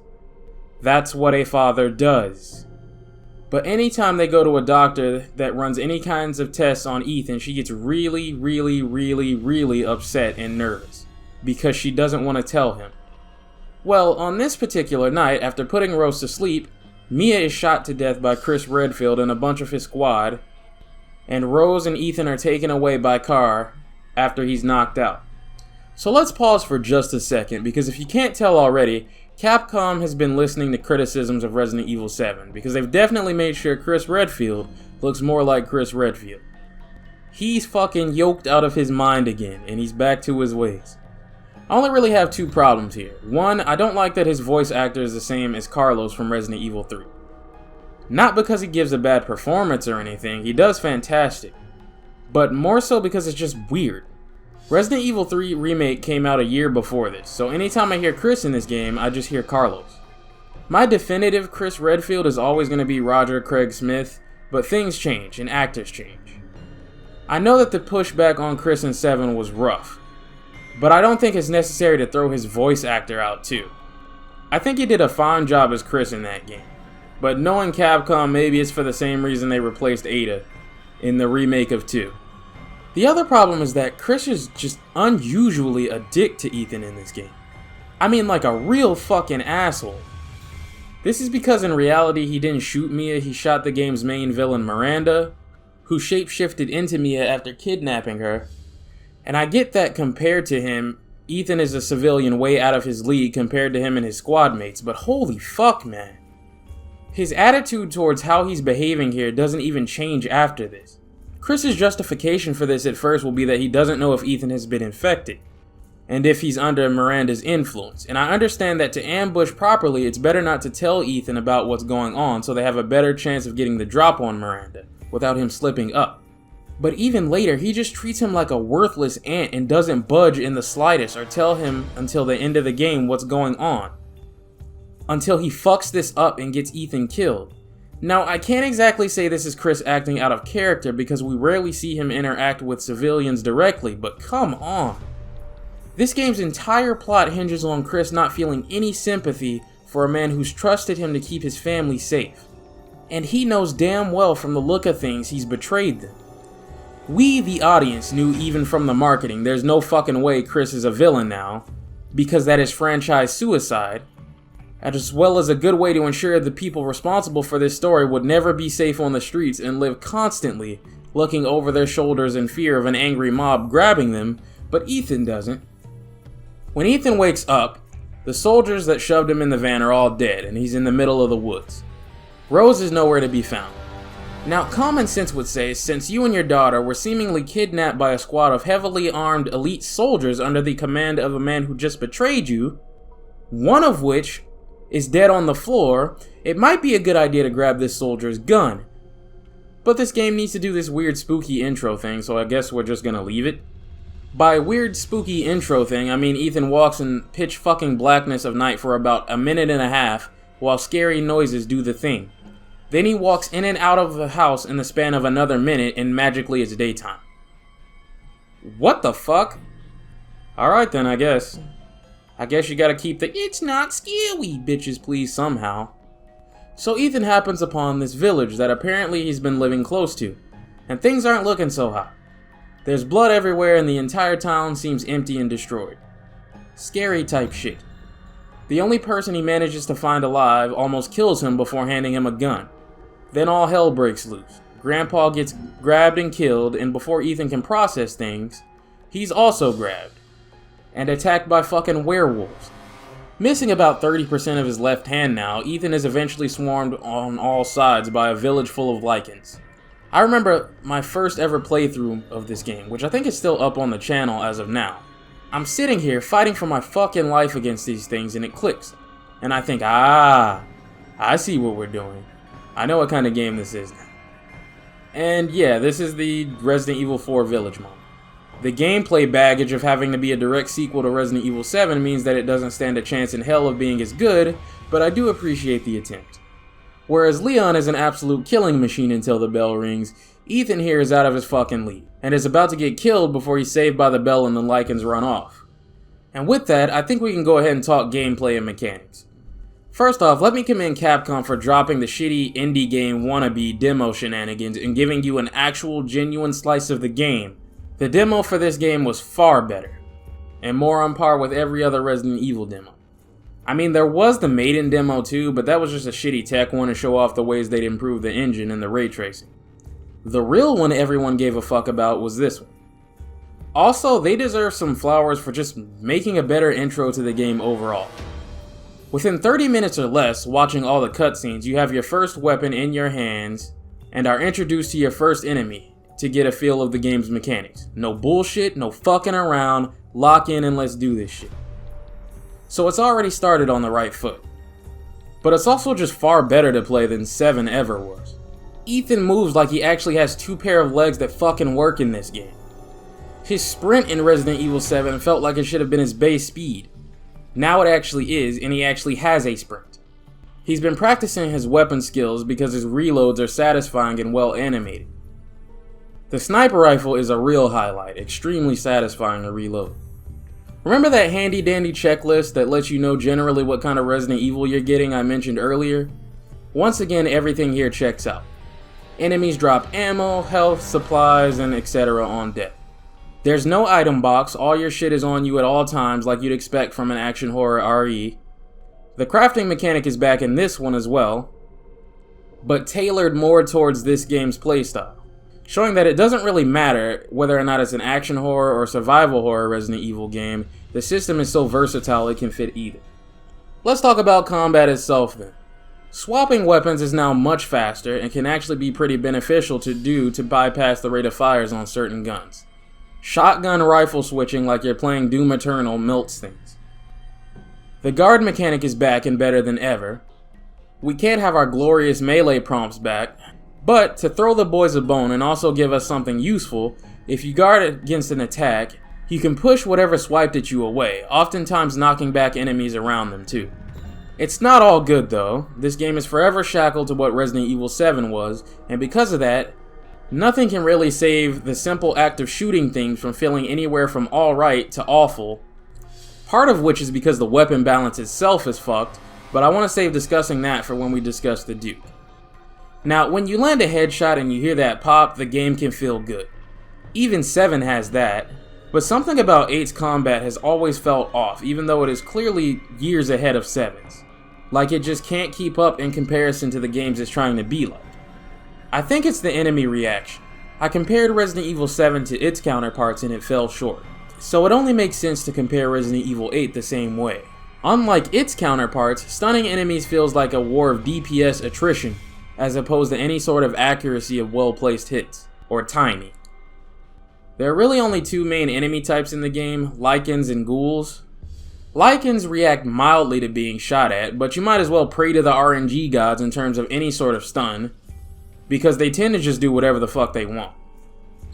Ghouls are easier to stun, and the most consistent, but saying consistent, is being generous, because shooting them in the leg seems to be the most effective at stopping them before you just unload on them, but sometimes they'll go down in 3 shots, and other times you'll unload the whole fucking magazine into their legs to get no reaction. Outside of that, how things really play out is out of your control.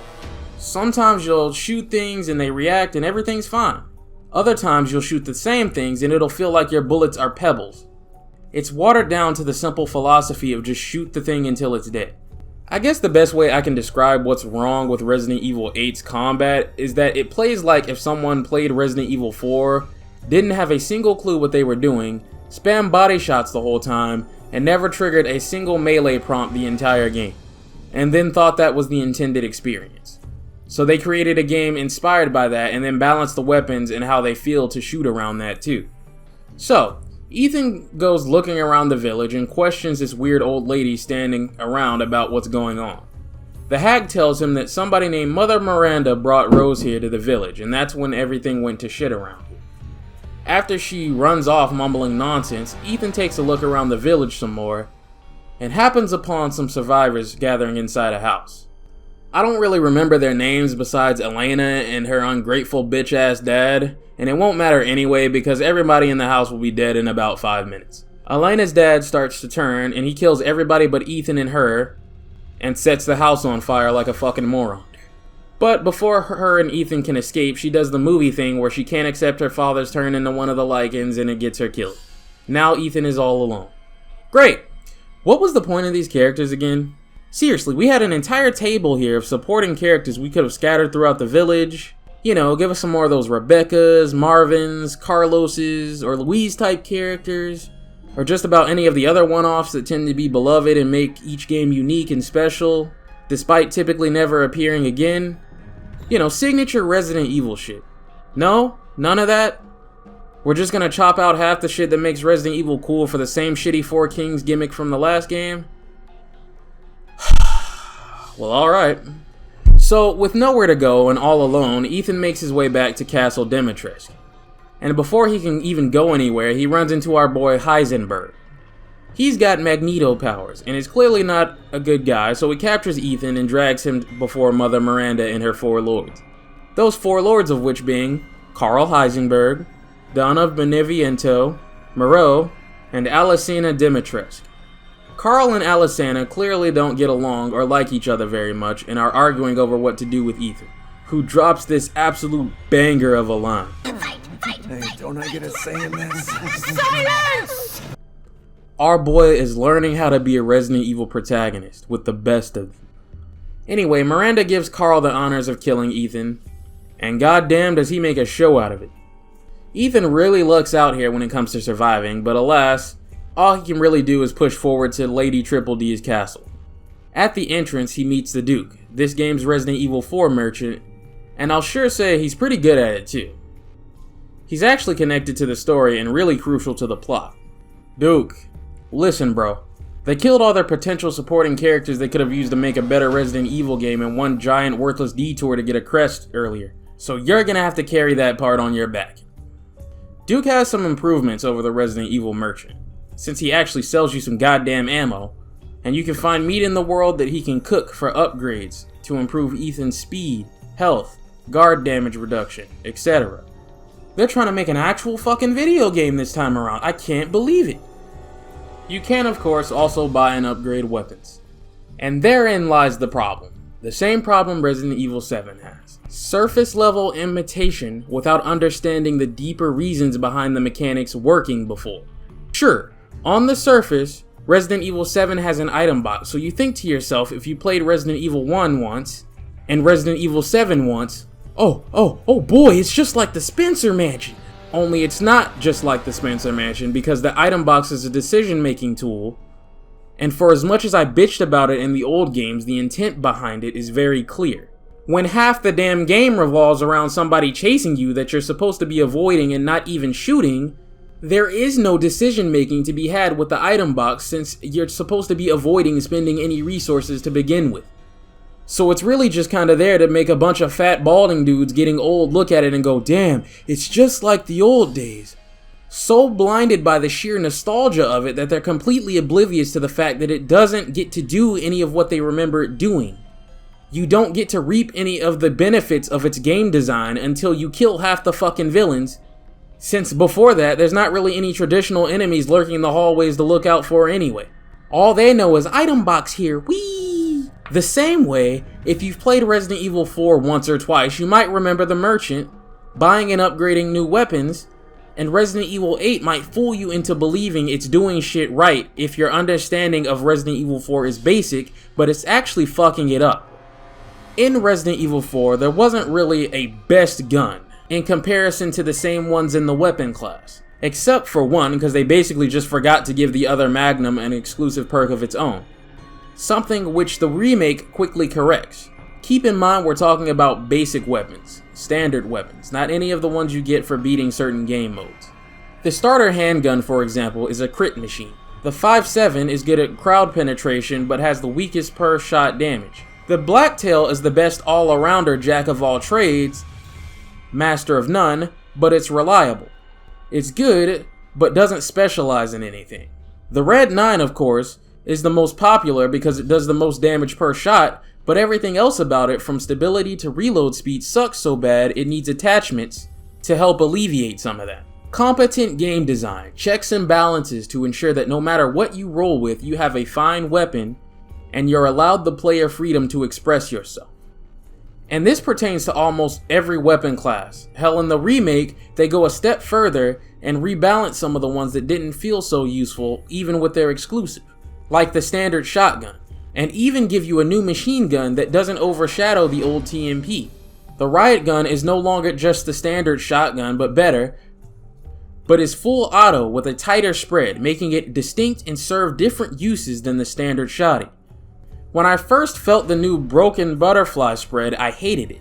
I even complained about it in my video on it. But now, giving it some further thought, I understand why it's there. Because in the remake, it allows the broken butterfly to keep its strong exclusive perk per shot, but it allows the Killer 7 to not only get its own perk, but trade damage per precious and scarce magnum shot for accuracy. The standard sniper rifle has gone from worthless, and it's actually my preferred sniper of the three, with the third new one being an automatic option, giving you even more choice. Smart, calculated changes by people who understand the assignment. Resident Evil 8's weapon balancing is made for the kind of person who plays Resident Evil 4, and the second they see a new weapon in the shop, they buy it and assume it's the better weapon. Sure, it starts off like that purposefully, so it feels like you're spending your money for a reason at the time. But look deeper and you'll understand that you're never really at a disadvantage or handicap keeping what you already have. It can perform just as well. In Resident Evil 4, everyone has a favorite gun in every category. Obviously, some are more popular than others, but no gun truly outshines another to the point where there's no room for player expression and experimentation. In Resident Evil 8, you don't get to have a favorite gun. It doesn't just do more damage than the last one, it outclasses it in everything. And I'm sorry, that is so fucking boring and misguided. It doesn't feel very good to pump your hard-earned money into getting and upgrading a gun only for it to feel straight up fucking redundant in the next area because you find a better one. which leads to you on new playthroughs just saving until you get the 3rd tier gun that's actually good. Me being me, I'll sit here and play with these starting weapons because they fit the old-timey aesthetic of the village, with their beautiful decorations and engravings, but there's never not a feeling of playing with shit guns on purpose. Because just like RE4 and Leon Silver Ghost, Ethan will use the Lemmy as his main gun in most cutscenes. Again, imitation without understanding. And there is really no prime example of how poor of a job whoever was in charge of weapon design and balancing did than what they did to the Albert 1. It is both a pre-order bonus and DLC, and it sucks ass. Like, really sucks. They have nerfed it into the ground compared to what it was in Resident Evil 7. And that would be fine considering it was a bonus New Game Plus weapon. You know, if it was just a good DLC handgun, I wouldn't be complaining. Since the later weapons are gonna force you to get all tactical anyway, the Albert 1 fits really well in that, in the looks department. But no, not only can you not upgrade it, but within 20 minutes of getting to the Duke and buying it, the Lemmy will get an upgrade that outdamages it and makes it worthless. You know this is something you're charging people extra money for now, right? Even as a pre-order bonus you don't spend any extra money on, Resident Evil 4 Remake shits all over it again. For pre-ordering, and now as extra DLC, Resident Evil 4 Remake gave you 2 exclusive weapons. One being Leon's handgun from Resident Evil Vendetta, and the other being a compact lever action shotgun that saves hella space, but has obvious drawbacks in terms of the other shotguns to compensate. Both of which can be upgraded and taken to the end of the game should you so choose. That's how it's done. Or how about the laughable fucking weapon charms that come in the same pack for the Lemmy and the starting shotgun, both of which will be replaced by the time of the Second Lord. The sheer incompetence on display in terms of Resident Evil 8 being inspired by 4 is painful to see because it gets so much wrong. One last thing before we move on, the game is of course a sequel to Resident Evil 7, so it's in first person. That's what the game launched like, but as of the Shadow of Rose DLC, Ethan's campaign was patched with a third-person mode, so you can enjoy it like a normal Resident Evil game. It's not perfect, but given what they're working with, they did an excellent job, all things considered. The only real glaring issue I see with it is the reticule in third person is still fucking big chungus, like it's right in front of Ethan's face, so it never really feels quite right. But since the game was designed in first person, most of the cutscenes just zoom in, and switch back to it whenever one needs to play. But hey, I'll take what I can get. So, Ethan walks into Lady Triple D's castle with the dick out and ends up getting captured by her 3 crazy vampire daughters. Something interesting is of course when Lady D cuts open his hand to taste his blood, it tastes like shit because he's dead but doesn't know it. They string him up by his hands, and the way he has to escape this always hurts to watch. Like Isaac Clarke eye needle machine tier. But it's all good, there's some Jesus juice nearby.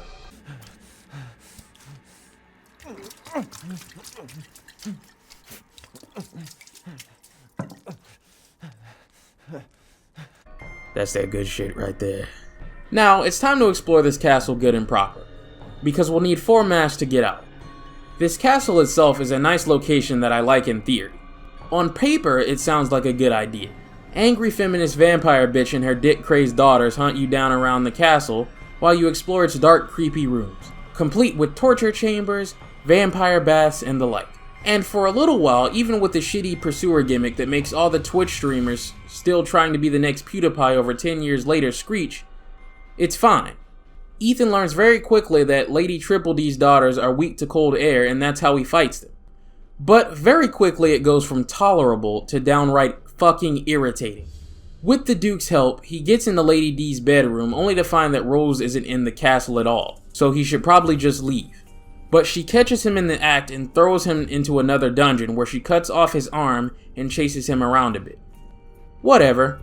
It's nothing Jesus Juice can't fix. That being said, the problems start now. Once this stupid bitch starts chasing you around too, I am 500% done with this goddamn gimmick.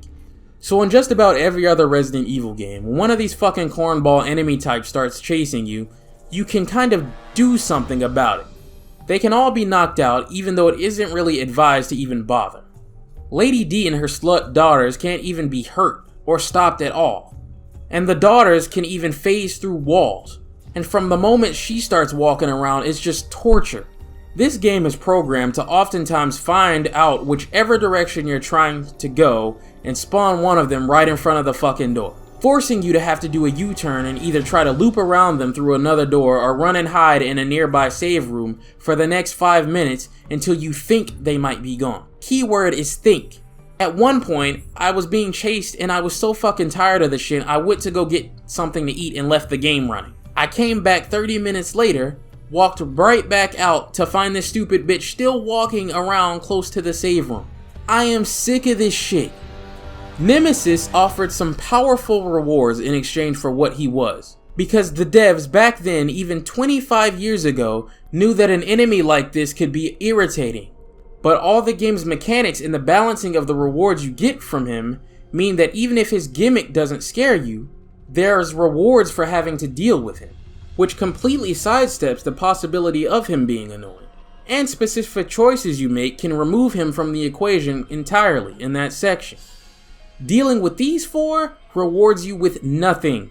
You can't hurt any of them until it's time for you to be able to in the story, and worst of all, more than one can spawn at a time. I didn't have it happen in this playthrough, but I've replayed this game about 8 times total across PlayStation and PC, and trust me, it has. And honestly, nothing about this bitch seems scary at all to me personally. I mean, think about it. The community turned this chick and her daughters into a joke within the first week, and just started modding her and her daughters ass naked and smacking their asses with spatulas. You might say, oh, well, fear is subjective. Some are scared by blah blah blobbity fucking blah. Yeah, I know. I'd say sure. You're right. But the thing is, if Nemesis doesn't scare you, he still provides spectacle and a fun sub-boss battle. You get something out of his tomfoolery. I've never been scared of Nemesis a single day in my life. If you aren't scared of Lady D and her daughters, what do you get out of all this until their fights when the game decides to finally let you actually play it again? Anyway, Ethan slaughters all her daughters and gets all the mass to leave. And he picks up this ancient dagger. This is the entire reason you can't do anything to these 4 in the castle. There's a note about a legendary dagger that is so powerful it can kill a vampire somewhere in the castle. That explains what this does.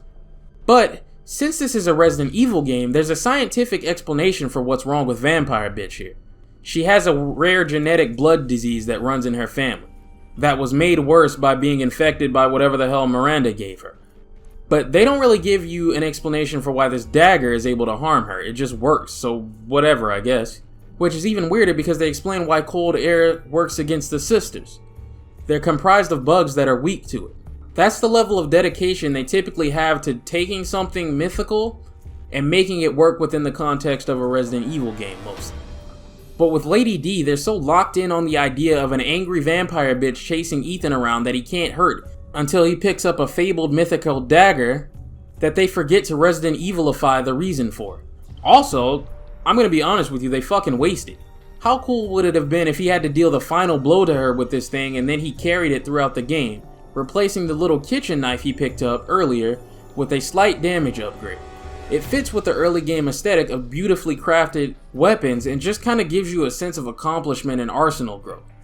Oh well, let's just use it to stab her once in a cutscene and toss it away like trash. Now Lady Triple D's here is tweaking, so it's time for a Resident Evil boss. Our first one at that, and already this game is paced way better than how Resident Evil 7 did it. Do you see how this works? You introduce basic enemies and instill fundamental baseline mechanics in the player, and check their skill and what they've learned at the end of the act with the boss. What you don't do is shove 2 bullet sponge boss fights in a row in their face, giving them a poor representation of how combat feels and works before they've even fought a basic grunt. Lady D is a good fight, but Ethan manages to put her down and even spits a one-liner.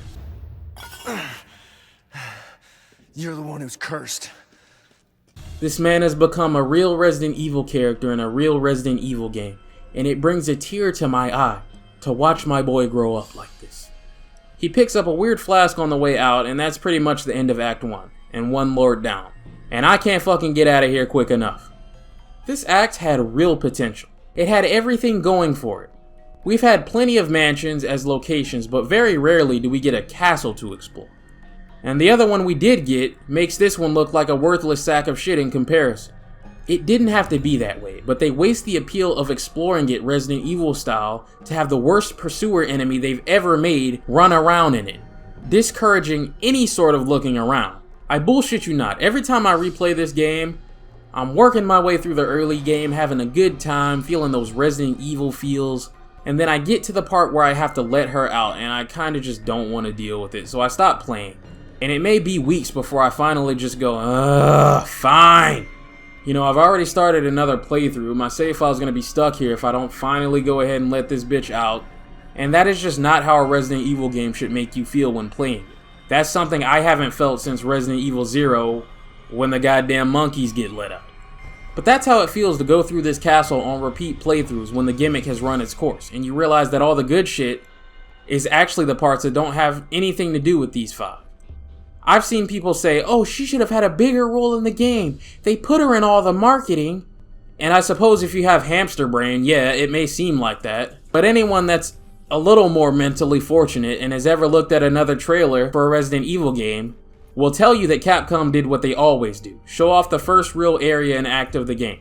They've done this with damn near every single Resident Evil game because it's just what makes sense. Chief Mendez in the village is in all the marketing for 4, but he's just the first area. The police station is just the first area in Resident Evil 2. Resident Evil 5 is the same way, and so on and so forth. The train in Resident Evil 0 was in all the marketing, and you're on it for like 30 fucking minutes. In the case of the castle, some people just latched onto the characters more than any other in Resident Evil history, and that's their problem, but they did what they always do. And to me, the quicker I can get this annoying bitch out of my sight, the better. Her section can't be over with quick enough. Ethan runs into the old hag again while she babbles on about a bit of nonsense, but also drops a line that foreshadows events to pass. And he runs into the Duke, who's got some bad news about that flask. It's Rose's head. Miranda chopped Rose into pieces and gave one to each of her 4 children. Pretty fucked up, but it's not too late. Rose, being a byproduct of 2 parents infected by Evelyn, has Albert Wesker tier powers, and she can be revived if Ethan can get the rest of the flasks. So he sets about exploring the village. And these moments where you're walking around this village using key items to unlock doors, search wells, gather supplies and treasures while enemies roam the streets. This is the good shit. This is where the Resident Evil is at. Unfortunately, it has to all still take a sideline and get cucked for whatever fuck-ass gimmick the next 2 lords have, because this is a sequel to 7, of course. But thankfully, it makes an attempt to try to be a real video game instead of a walking simulator for a good chunk of it. So you've noticed by now there's a pattern, and how this thing usually works is that you explore the village and do some Resident Evil shit. Then you go to the next lord, slog through whatever their silly gimmick is, and then come back and explore the village again. Do some more Resident Evil shit, so on and so forth. You will do this about a total of 4 times before the story starts to really get going with Heisenberg. And what elevates this game far above 7 is the village and exploring it.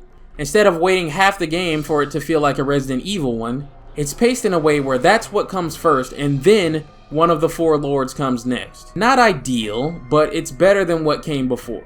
For your troubles, every single lord has this little ball that you can find and play a little mini game with, to unlock a cool little skull treasure that's unique to every location. Charming. And speaking of shitty gimmicks and walking simulators, it's time for by far the worst example in the franchise, Donna Beneviento's estates. Ethan starts tripping balls as soon as he gets here.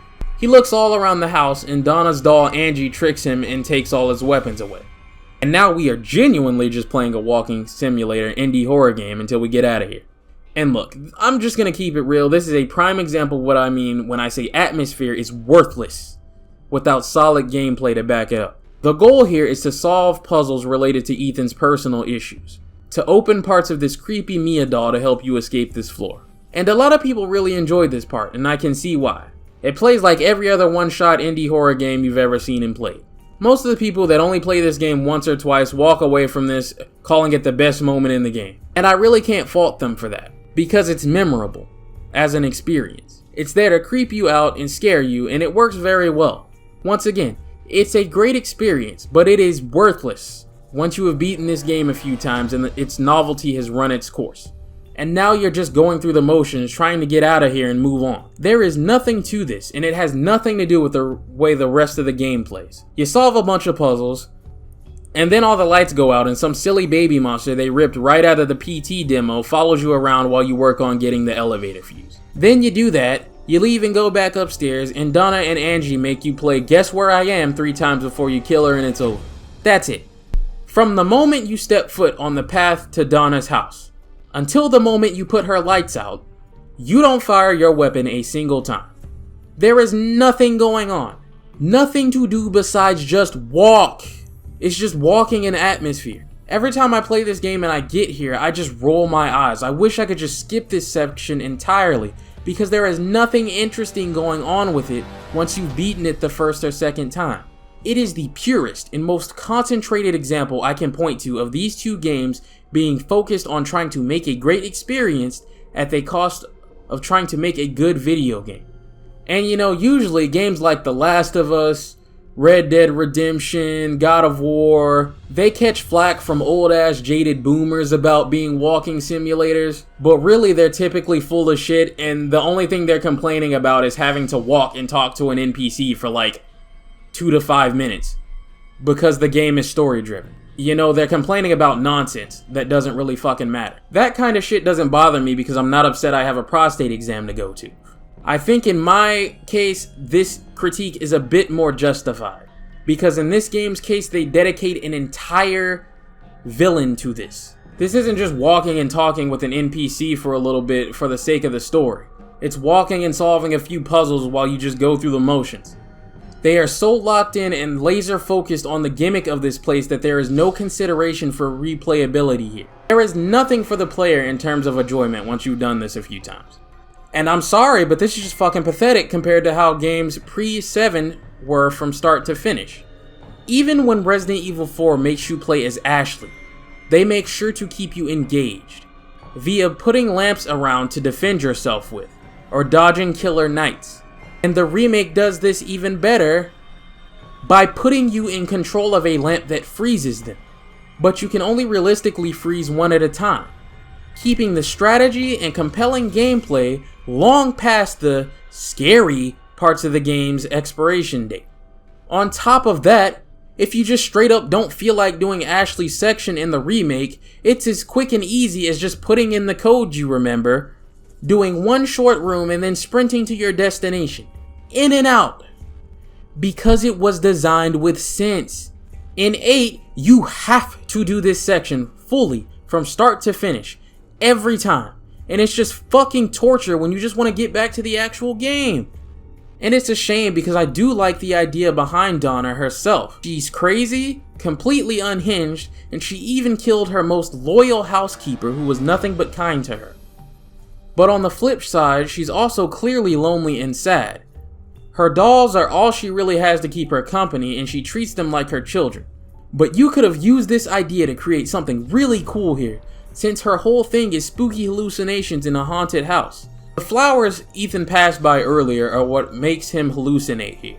This was the perfect idea to try some ideas like the Hookman from RE 3.5 maybe? This was your one chance to make this kind of thing fit into a Resident Evil game scientifically, and you fucking blew it. Thanks, PT. These aren't my ideas I'm trying to shoehorn into the game. They're theirs. You couldn't make something like the Hookman work in the original Resident Evil 4 because it didn't make sense with that type of virus, right? That's why they cut it. Here, you have the perfect slot to fit it in, ready to go. And I guess, fuck it, PT Baby Monster.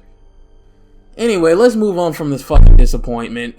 With Donna dead, Ethan collects another piece of Rose. So we explore the village a bit more, because if we don't get some more Resident Evil to make up for this fucking waste of a boss slot, I think I might fall asleep. And luckily, they do make up for it pretty well. This fight against this giant for the slab treasure was pretty fucking tough on a fresh save. Fishman Moreau's act is one I'm kinda conflicted over. Because on one hand, coming off of what the last one was, mercifully, you do get to fire your fucking gun in it. But on the other hand, when you play it a couple of times, once again you realize there's still nothing to it besides some light platforming in a boss fight. So Ethan gets here and this fucking idiot left his flask out, just in the open by the window, and we grab it. But then Ethan gets tricked into getting trapped in with no way out, because he also is an idiot. So we hop on a boat and explore a nearby lake, coming across a big ass fish monster that's been terrorizing it for the longest time. We also run into Chris and his hound squad, smack dab in the middle of their recon. And once again, while it is cool to see what it looks like when Chris and his boys are out doing their thing from the eyes of a civilian who's not on their level, the way Chris is acting here is ridiculous. I could forgive it in the beginning because of the situation, but here, he treats him like shit and tells him to stay out of their business. Like, bro, what the fuck? The man thinks you killed his wife. His fucking daughter is missing and he couldn't leave the village even if he wanted to because he's been locked in here. This is his fucking business. The entire reason Chris went down this path is to protect these kinds of people. So to see him written to behave like this is fucking silly. Capcom has done this whole make a new character and try to trick the audience into thinking the old one is the bad guy now thing before, with Devil May Cry 4. There it made more sense because of how they came into conflict. Here it doesn't really work, and it feels forced, because once again there's tunnel vision on the idea at whatever the cost. This is a far cry from the Chris Redfield that inspired rookie soldiers to believe in him, and was brought to his fucking breaking point when he failed them because that's how good of a dude he is. All of this could have been solved with 3 simple words. That wasn't Mia. Anyway, the fish monster attacks them mid-argument and it turns out it's Moreau. Like I said, we can't fight him how he is now, so we'll have to drain the water around here, which requires us to do this set piece where we look for a working crank. I understand they want to have a sense of urgency here, but they really could sprinkle some enemies around this part so that replaying it didn't feel like I was just pulling a couple of levers here and then walking into a boss fight, but you know, that's something a better Resident Evil game would do, so we can't have any of that. Just the gimmick, nothing else please. This is a sequel to 7. After we drain Fish Boy's water, his threat level depreciates greatly, and it's time for a boss fight. Once again, very solid, but we put him down. And also, once again, another lord that when you break it down really has nothing to their location besides their gimmick. With him dead, all that changes. It's time for Heisenberg to fucking carry this game to the finish line, the way Lucas has to in 7. Heisenberg is the Resident Evil villain here. He is the biggest threat of the 4, the most powerful, and the most intelligent. The Lycans mostly answer to him, and he seemingly wants to help? He tells Ethan his flask is in the Lycan stronghold. Get it, put all the pieces in the altar, and they can talk. So it's off to the stronghold we go. This is more like it. Lycans everywhere. Doing this part is always tense. It's pretty tough to get through this. But Ethan manages, and it definitely puts him over. He has grown into a hell of a Resident Evil character from what he started as. And I'd say Jesus Juice plot armor aside, he's earned his spot. We even have a rematch with the giant Lycan that was terrorizing him at the start of the game, and he manages to beat it and get the last rose flask. He heads back to the altar, puts all the pieces there, and heads to Heisenberg's factory. I mean, I guess we just have to gloss over him being comfortable leaving the chopped up pieces of his daughter behind that he worked so hard to retrieve, but hey, the plot has to move somehow. Unlike the rest of the lords, Heisenberg hates Miranda with a passion. He didn't ask for this shit. He was forced to join and he wants out. So he wants to work with Ethan to kill Miranda. Seems like a blossoming partnership, only there's one problem. Heisenberg wants to use Rose's power to do it. Ethan is not gonna fly for that, so Magneto loses his cool and shoves him into a dungeon with whatever the fuck this thing is. Let's call him Choppy. Choppy cannot be stopped right now, so our job is to run and escape his gaze. Every now and then he'll show up, chase you for a bit, then go away. Already an improvement over Lady Triple D's, but it gets better because Heisenberg's factory is where all the good shit is at. Heisenberg has his own enemies here, unique to his location. I forgot their names too, so we're just gonna call them Drill Sergeants. Drill Sergeants are extremely tough, extremely lethal, and if they hit you, you're gonna feel that shit. These are bioweapons that Magneto here has been developing to secretly start a war with Miranda, kill her, and then earn his freedom. They are extremely resilient to damage and their weakness is their mechanical heart, which will require precision and risk versus reward to hit, or a good understanding of spacing on their attacks. And their designs vary. Some of them have 1 arms, 2 arms, jetpacks. Hell, some of them have their heart on their back. I mean, it doesn't surprise me that some certain individuals thought that Heisenberg's act was the worst, and the castle and the walking simulator were the best, and I think you know which person I'm talking about. To each their own, but I for the life of me cannot figure out why. Heisenberg is over here carrying this game. His location is the darkest, the grimiest, and actually has interesting enemies in it. It has a sense of exploration as you never know where a door could lead or what could be behind it. It has just enough backtrapping and looping back around to make classic fans shut the fuck up about it. I don't see what's not to like here. But I watched Susie talk about Heisenberg's act and how it drags on in her review, and I was just baffled. It's really only like 2 floors and a backtrack to one to get a key. The 3rd floor is just a boss room. Allow me to go on another tangent. First off, if you hadn't rushed the review out the door to get it out day 1 like you tend to do, and maybe looked at the game under a more thorough lens as a fan, and not as someone trying to collect a check, and played it maybe a couple of times to really sink your teeth into it, and analyzed each of the villains section by section, it may have dawned on you that Heisenberg and Dimitrescu actually have pretty similar links to their sections, counting from the moment you step foot in their building to the moment you kill them. Why you may feel that Heisenberg's act drags on, quote unquote, is because the 2 lords that directly preceded him are short. Donna is a walking point and click simulator, when you boil it down, and Moreau is literally just pushing some buttons in a boss fight. So I guess relative to those, when you get to Heisenberg's place and it actually feels like there's some meat on the bones for the first time since Triple D, it can feel quote unquote long, but again, that's just straight up wrong.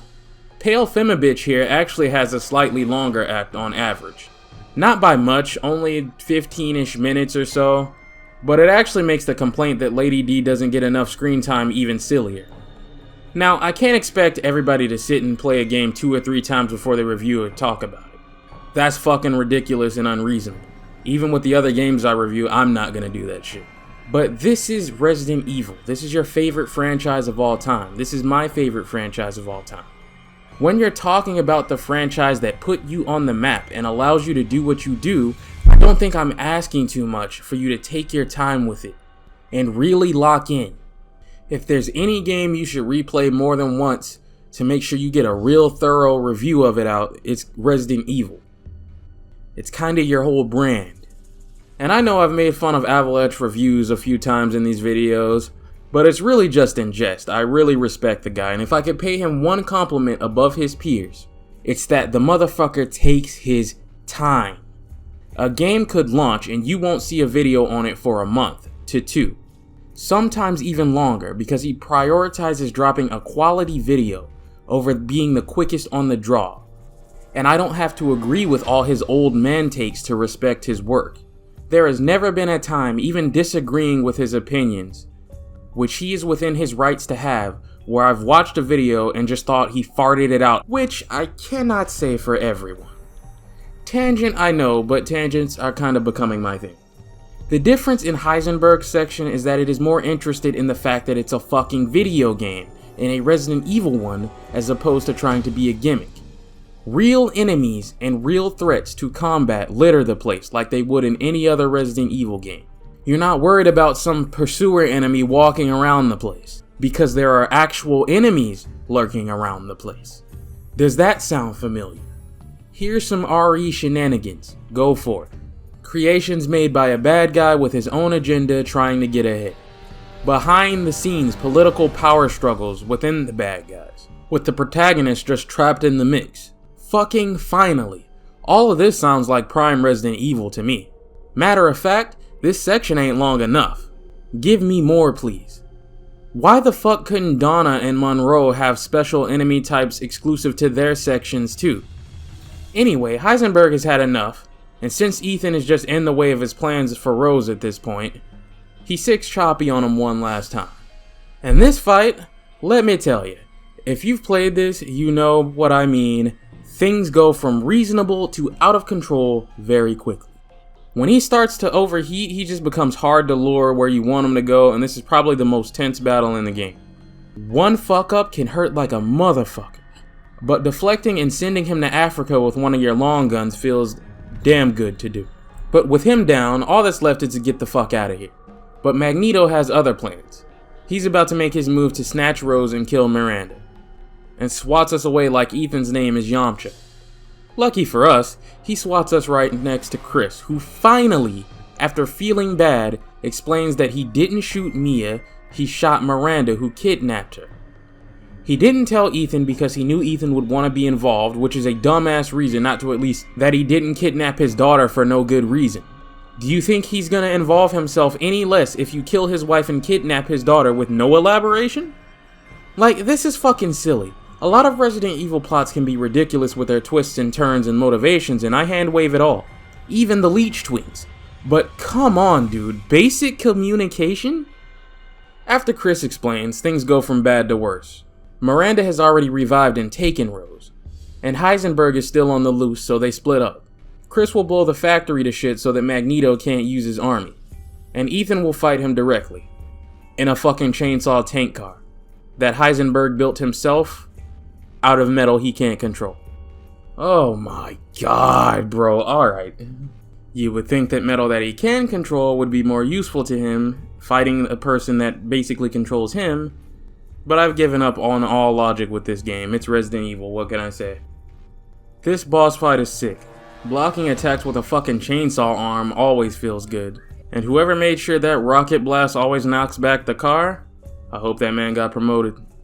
Oh yeah, and let's not forget the best line in this game. That boulder punching asshole! But you're first! You know what the fuck it is when we walk in. Well, Ethan manages to kill Magneto, but Miranda finds him before Chris can get to him. And she explains that Rose is Evelyn's complete form and that she's taking her for herself, as a vessel for her own daughter, Eva. Before Chris can save him, she kills him. And now it's up to just Chris. The Mega Mycete is where the mold originates, so the goal is to destroy it and terminate Miranda. And holy fucking shit, did they make it clear why Chris thought that Ethan was just gonna get in the way. Because this motherfucker and his squad are liquefying hundreds of these things. Also, he's out of the BSAA. They're actually his enemies now. Clearly something happened. What's that? You'd like a little elaboration on what led up to the poster boy for one of the biggest hero organizations in the franchise turning his back on them? In your fucking Resident Evil game? No can do, buddy. Here, have this indie game asset baby monster instead. Now, I've seen some people say Hound Squad would have been better if it was people like Barry, Jill, and whatnot, and no. Chris's squads get killed way too much for that to work. Also, Barry is way too old for this shit now. Let this man be with his family. If you put all the Resident Evil protagonists in a squad like this where they all work together, they could never be in their own games anymore because it wouldn't make sense to split them up with how efficient they are. And because I know Twitter heads have roach brain, no, Death Island is not a counter argument to what I just said. That wasn't them forming a squad, they were all just kind of in the same place at the same time, convenient. We've already seen how entire rooms get shredded when Leon and Chris work together. A full squad would be completely overpowered. Remember how I said the Bakers would be dead in 5 minutes? Now throw Leon and Chris in this bitch and make it 30 seconds. Be that as it may, the BSA actually arrives and starts doing its own thing separate from Hound Squad. What they're here for? We still don't know. I assume samples. But Chris and Hound Squad lay it down, and this is definitely my favorite moment in the game. It's just Chris Redfield being Chris Redfield. But I suppose if you enjoy being fucking boring and dry, this is probably too much action for you and blah blah blah bitty fucking blah. You know how it is with these people. Oh, well, you look at that, the Giant is back. And just like with Dante and Devil May Cry 4, Chris is here to clean up Ethan's unfinished business. With that dead, Chris finds the Mega Mycete, straps it with explosives, and then takes a look around Miranda's lab. And looking at her notes, everything becomes clear. You can't tell by looking at her, but Miranda is actually older than Spencer. You may have noticed the Umbrella logo around the village. Well, that's because Spencer was her student, and learned under her. She gave him the idea for Umbrella. After his time with her, he went on to do his own thing, but always kept in contact with her since he had a thing for her. Miranda's daughter Eva died of illness and it broke her completely, leading to her finding the Mega Mycete in a cave. It stores the consciousness of those that die near it, and since Eva and her lived in this village, her theory is that she's somehow consciously stored in this thing, but she just needs a body to possess. And all of this shit, from Evelyn to the Lycans to her 4 children, have all been attempts and different experiments to find a host for her, and none of them have panned out. Triple D's genetic diseases that lead to her needing blood axed her. Donna was completely unstable mentally, so she wouldn't work. Morel is just worthless. And Heisenberg, while being the most powerful, didn't work out either. Evelyn was a result of a company tricking her into letting him use her research to make bioweapons instead of the daughter they promised her. As to why she doesn't age, who fucking knows? No explanation for that will be given. It's Resident Evil, you're asking too many fucking questions, don't you get it yet? In a nearby cell, Chris finds Mia, and he's forced to tell her that Miranda killed Ethan. Except that's not exactly true just yet. See, Mia's been keeping a secret, and it's the one Ethan's about to learn through mentally connecting with the Megamycete and talking with Evelyn. Back at the beginning of Resident Evil 7, when Ethan put down Mia and got mollywopped by Jack, that stomp actually killed him. Unlike every other person they killed, on some Albert Wesker shit, his genetics were special and resistant to the mold virus that was starting to rebuild him, in a way to where he was revived and he maintained complete control and consciousness. It's also how he was able to mentally connect with the real Jack when Evelyn took him. That's why Mia is so stressed whenever he goes to the doctor, because he's a walking mold monster. And he's been that way since he woke up at that table. But Evelyn couldn't control him, and that's why the bakers and the rest of the molded were still hostile to him. That's also why shit like Jesus Juice works on him. Why Mia knows this, but the BSAA and the Blue Umbrella, who would have done extensive testing on him after his rescue, don't? It's Resident Evil, stop asking questions. Speaking of questions, how the fuck a mold monster has a child? Maybe Mia's interaction with the mold is enough to make her compatible to reproduce with it? I don't know. Ethan's time is running out. He's taken too much damage and he's falling apart. But with little time left, he's determined to save Rose no matter what. And who else swoops in to save the day but our boy Duke, dropping Ethan off right next to the ceremony. First class customer service. This is it. Ethan kills his way to Miranda mid-ceremony. Then one of the funniest things in Resident Evil history happens when she went through all this effort. Like, it's not like anyone makes it in time to stop her from reviving Eva, it just doesn't work. Instead, Rose starts to drain her powers just by being near her, and she transforms to fight Ethan. Once again, good fight. For all my shit talking about these games, they still handle boss fights far better than the old games. Ethan kills her for good this time, at least in the real world, but he's run out of time. He's dying and he knows it, and despite Chris's protests, he sacrifices himself and stays behind to detonate the charges on the Megamycete. Not again, man. Only, this time it's actually his fault. Chris fucked up big time here, there's no denying that. They escape the explosion to Mia's complete heartbreak, and that's the end of that. Years later, Rose is grown up and frequently visits Ethan's grave. She also works with Chris and Hound Squad to help fight bioterrorism, and that's the end of the main game. But Shadows of Rose, the story DLC, was announced and released later, which would expand on the story and tell Rose's tale. So it's time to look at that, as it's actually a prequel to the epilogue. It starts us with a depressed Rose who's really just fucking sick of her powers.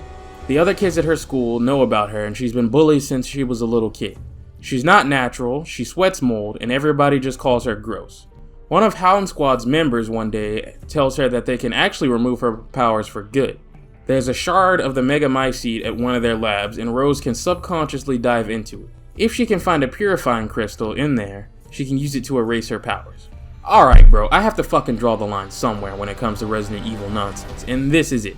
Resident Evil games do their thing, but they always explain some kind of way it works, and it's scientifically possible. Even something as crazy as Alexia's flame blood is kept in check by the virus does it. But this, how the fuck does this even physically work? This is pure magical nonsense. Essentially, she dives into a magical copy of a memory world stored by this Megamycete thing, and whatever she pulls out of it materializes in the real world. We're going too far here.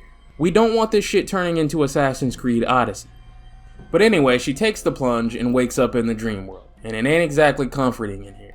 Resident Evil 7 was a survival horror game with the main DLCs mostly being action horror. So I think Resident Evil 8 being an action horror game with survival horror DLC is fair. It's poetry. Rose fumbles around this dungeon for a little while until she almost gets eaten alive by mold, and she's saved by a copy of herself. Shit's definitely weird in here. Her copy gets killed by white molded, which are mutated Rose copies themselves, and she's forced to run away, saved by some invisible ghost who she nicknames Michael. Apparently this is some sort of Bible reference or something, I don't know. Anyway, it's pretty fucking obvious from the jump that this is Ethan, so let's not sit here and pretend in the script for this video that it isn't. Anyway, she's back at Castle Dimitrescu, only it's all fucked up. The Duke is also here with the purifying crystal, only he's been corrupted into some twisted psycho. The My Seat apparently stores memories, which is why these locations are here but warped, but it also stores minds in their entirety, so people like Duke, Ethan, Evelyn, and Miranda are all fully conscious and aware of their own actions with powers of their own here, and it's just a jumble-ass fucking mess of plot holes. So to get the crystal, Rose needs several masks spread throughout the castle. Sound familiar? Good. And you know what? This DLC makes a far fucking better use of this castle than the main game ever did. This is a genuine Resident Evil game we're looking at here. Ethan will even give Rose tips on what to do next or help her out with some ammo or healing items from time to time. The twist on the formula here is that as you progress, Rose can use her powers to deal with puzzles and even slow enemies to either run or help fight them. She can even use her power charges to break grabs, which I highly suggest doing your best at saving them for. We explore some areas we've never seen before, as well as some that we have. The biggest threat here is the monster that the Duke will unleash a while in, that is way stronger than the others and is following Rose around every now and then. He does his thing when he shows up and never overstays his welcome. And unlike this piece of game design shit here, you can actually do something to him other than just look at him get in your fucking way. Eventually, Rose gets all 3 masks, and it turns out it was all a trick. The purifying crystal Duke had was fake. Now he's had his fun and just wants to kill Rose. So it's us versus the Executioner 2.0. Pretty solid fight. I think it could have definitely used some more shotgun ammo drops, and maybe an extra power flower, but I like it mostly. But killing this allows us to escape the Duke by jumping down some random pit. I cannot stress how great this first half of the DLC was. They had something really interesting on their hands here, and were able to make Rose's powers fit in a survival horror context almost flawlessly. But unfortunately, the second half of this DLC is a complete nosedive until the final boss. So do you like the Beneviento house in the main game? Well, congratulations, this second half is for you. It's the same gimmick as that, only drug out in length, and you have to do a shitty forced stealth sequence right after that. She walks in, Evelyn takes all her weapons, and you get to play some indie game you could have bought on Steam for like $2 for the next hour. Whee! If you didn't like the house, because like me, on your next few playthroughs, you also saw it as just in the way of the rest of the game, then you already know what the problem with it is. Now, I give credit here. It's a lot more captivating to piece together Rose's childhood, as it tells a pretty sad story of her just wanting friends and being constantly tricked and betrayed by people she trusted. And the gimmick of the Mia dolls is definitely a lot freakier and engaging than the baby monster, because you actually have to decision make here, and there are multiple dolls you have to deal with. It allows for things to be tense, freaky, and ever so slightly different even on multiple playthroughs. In some ways, parts of me thinks that I was originally too hard on it when I did my first Let's Play of it, because I was just so fucking annoyed it even existed that I just wanted to rush through it and get it over with. I was completely irritated the entire time I went through it. But in others, I still stand by the fact that I would have rather had more of the absolute quality Resident Evil game the first half of this DLC was, than having that ruined by this. The next part though is almost completely worthless padding. Like I said, it's a shitty forced stealth section, where you hide from a bunch of children dolls, and a giant Mia doll, and I just straight up do not like it at all. Learn the patrol pattern, then pass by. To add insult to injury, in the grand scheme of things, it goes nowhere narratively. You basically go down a hallway until a cutscene plays where you get spotted, and then you do a U-turn and run the other way. You're essentially just killing time until Ethan can find you again. With that out of the way, Ethan shows Rose the family home while she looks around, until Evelyn shows up and captures her. Her and Evelyn have a fight, which ends with Ethan finally revealing himself long enough to buy Rose time to escape. And now that we're out of this snooze fest, the game gives us all our weapons back, finally being fun again. Passing by Miranda's hideout, we get our hands on the real purifying crystal, and Miranda shows herself and reveals her master plan. She never gave up after death, since the My Seat stored her mind, or whatever the fuck this game wants to call it. The reason her plan to revive Eva didn't work the first time was because Rose's powers are too strong as a defense.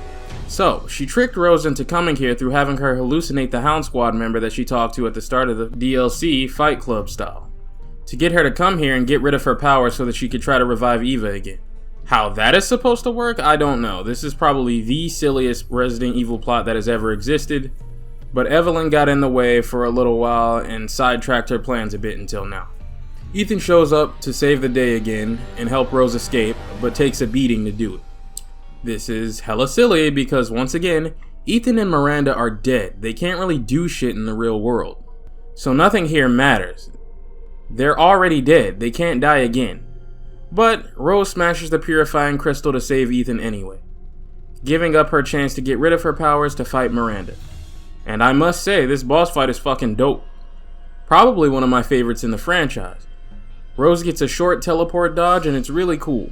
Nothing will ever top Jake beating the dog shit out of the Houston act for me, probably. But this is a solid attempt at going to that level. As far as epic boss finishes go in the franchise, this stands with the best of them. Rose says a tearful goodbye to Ethan for the last time and returns to the real world. Only Ethan left her a parting gift, his wedding ring, from a magic mind world, transported into the real world. Jesus fucking Christ, dude, what are we doing? Anyway, the final cutscene is just the same one from the main game, showing that this DLC happened before that, and Rose helps fight BOWs to this day, and that's the end of that. Listen, I really wish I could say I like this DLC so bad, I really do. Honestly, it had the winning formula for greatness, and its first half and its final boss are fucking A tier. But the second half just kills it for me. I don't think I'll ever play it again. You don't get anything for beating it either. No special weapons, no new game plus, nothing. Separate ways, this is not. Hell, it's not even on the level of Not a Hero. Which is such a shame to say, because it could have been. But once again, it's another case of the Winters games taking what has the potential to be absolutely solid Resident Evil and flooding in so much gimmicky bullshit that it just gets in the way of the good flavor that you can tell it could have had because you taste a hint of it. And speaking of watered down, I guess we should talk about whatever the fuck this Mercenaries mode is supposed to be. Good God, how the mighty have fallen. If I had to explain what my problem is with this game in the gameplay department, I would just hand someone a copy of the Resident Evil 4 remake. Take them straight into the Mercenaries mode, let them play for a bit, then hand them a copy of Resident Evil 8 and take them into Mercenaries mode again. This is a fucking embarrassment. And it is simply inadequate for anyone that's played Mercs or Raid mode in a previous game. Resident Evil 8's Mercenaries mode is made for the type of moron that genuinely believes that horror games shouldn't have good gameplay or combat, because being shit adds to the quote-unquote tension. Now, originally, the mode only had Ethan in it, but Shadows of Rose added Lady D, Heisenberg, and Chris Redfield. But none of those characters interest me because of the fact that they're all just some shitty gimmick. Mercenaries fans tore this mode apart when it first launched, myself included. And these extra characters are supposed to be a way to, I guess, apologize for that. But it's like trying to fix a hull breach in the goddamn Titanic. The closest you're gonna get to any sort of recognizable Mercenaries experience is with Ethan. So, how it works is you pick a stage, which really isn't a stage, but more like a set of missions with a theme. As you progress further, you earn money to buy more supplies like ammo, better guns, you know. My best advice to you is to dump all your upgrades into rate of fire and reload speed as soon as you can, especially for pistols and shotguns. Doing that, regardless of sacrificing damage, you can try to inject something resembling the feeling of fun back into the mode. The enemy health values had to be significantly nerfed for this to even be considered playable in the first place, so damage and magazine size isn't as important as you might think, especially with the real star of this show coming into play, which is the perks.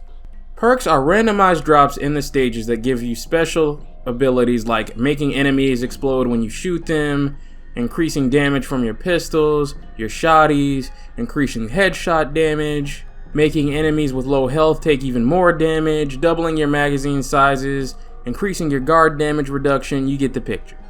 Really strong stuff that can be a lot of fun. Beelining rate of fire and reload upgrades to just let you get more shots out and letting the abilities handle your damage is the way I've found to be the most optimal and fun. But really, even then, it's hard to say this is a good mode when you compare it to its peers. All the characters in a good Mercenaries mode are standard and traditional. What separates them is their loadout and melee moves. Well, there's none of the former, since we had to throw all of that out to appease the fucking boring fuckwads. Because of the incompetent weapon balancing, they couldn't even do that if they tried. Because A, they killed their entire fucking cast they could have used for a Mercenaries mode with a better written story at the start of the game. And B, even if they had kept them alive, the second they give one of those characters an M1911 or a Scorpion, they've just flat out given better guns to them than Ethan. This mode just isn't up to snuff. I appreciate the effort, but very clearly, with how the gameplay systems have been castrated so some dickhead can tell you how scared he was of a fetus monster, it just never stood a chance. And with that, that pretty much finalizes my thoughts on Resident Evil 8 overall. An improvement over Resident Evil 7 when it comes to actually fucking making a video game. It's better at trying to be what it's inspired by than its prequel, but in the end, all it really ends up being is a knockoff. If Resident Evil 2 is Dr. Pepper, Resident Evil 7 is Dr. Thunder. If Resident Evil 4 is Sprite, Resident Evil 8 is Twist Up. And I know, I've been hard on these games, but in the end, I do think that they're still fine Resident Evil games. This could have been a lot worse, and they turned out to be pretty good. Great on your first playthroughs, but always a drag to replay. Like I said, Resident Evil 7 is without a doubt the scariest mainline Resident Evil in the franchise. It just gives up too much of what made this franchise beloved in the first place to do it. And Resident Evil 8 tries to be better, but half its DNA is still exactly what's wrong with Resident Evil 7, so it falls short. It didn't have to be this way, but it is.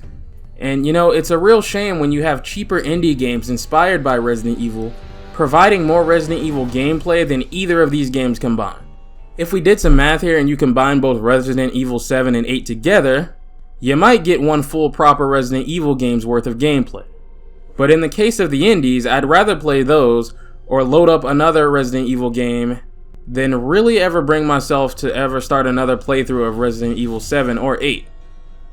Most of the time because there's always a section where I just lose interest knowing that instead of doing this, I'll be doing this for the next 30 to 40 minutes and have to drag myself through it.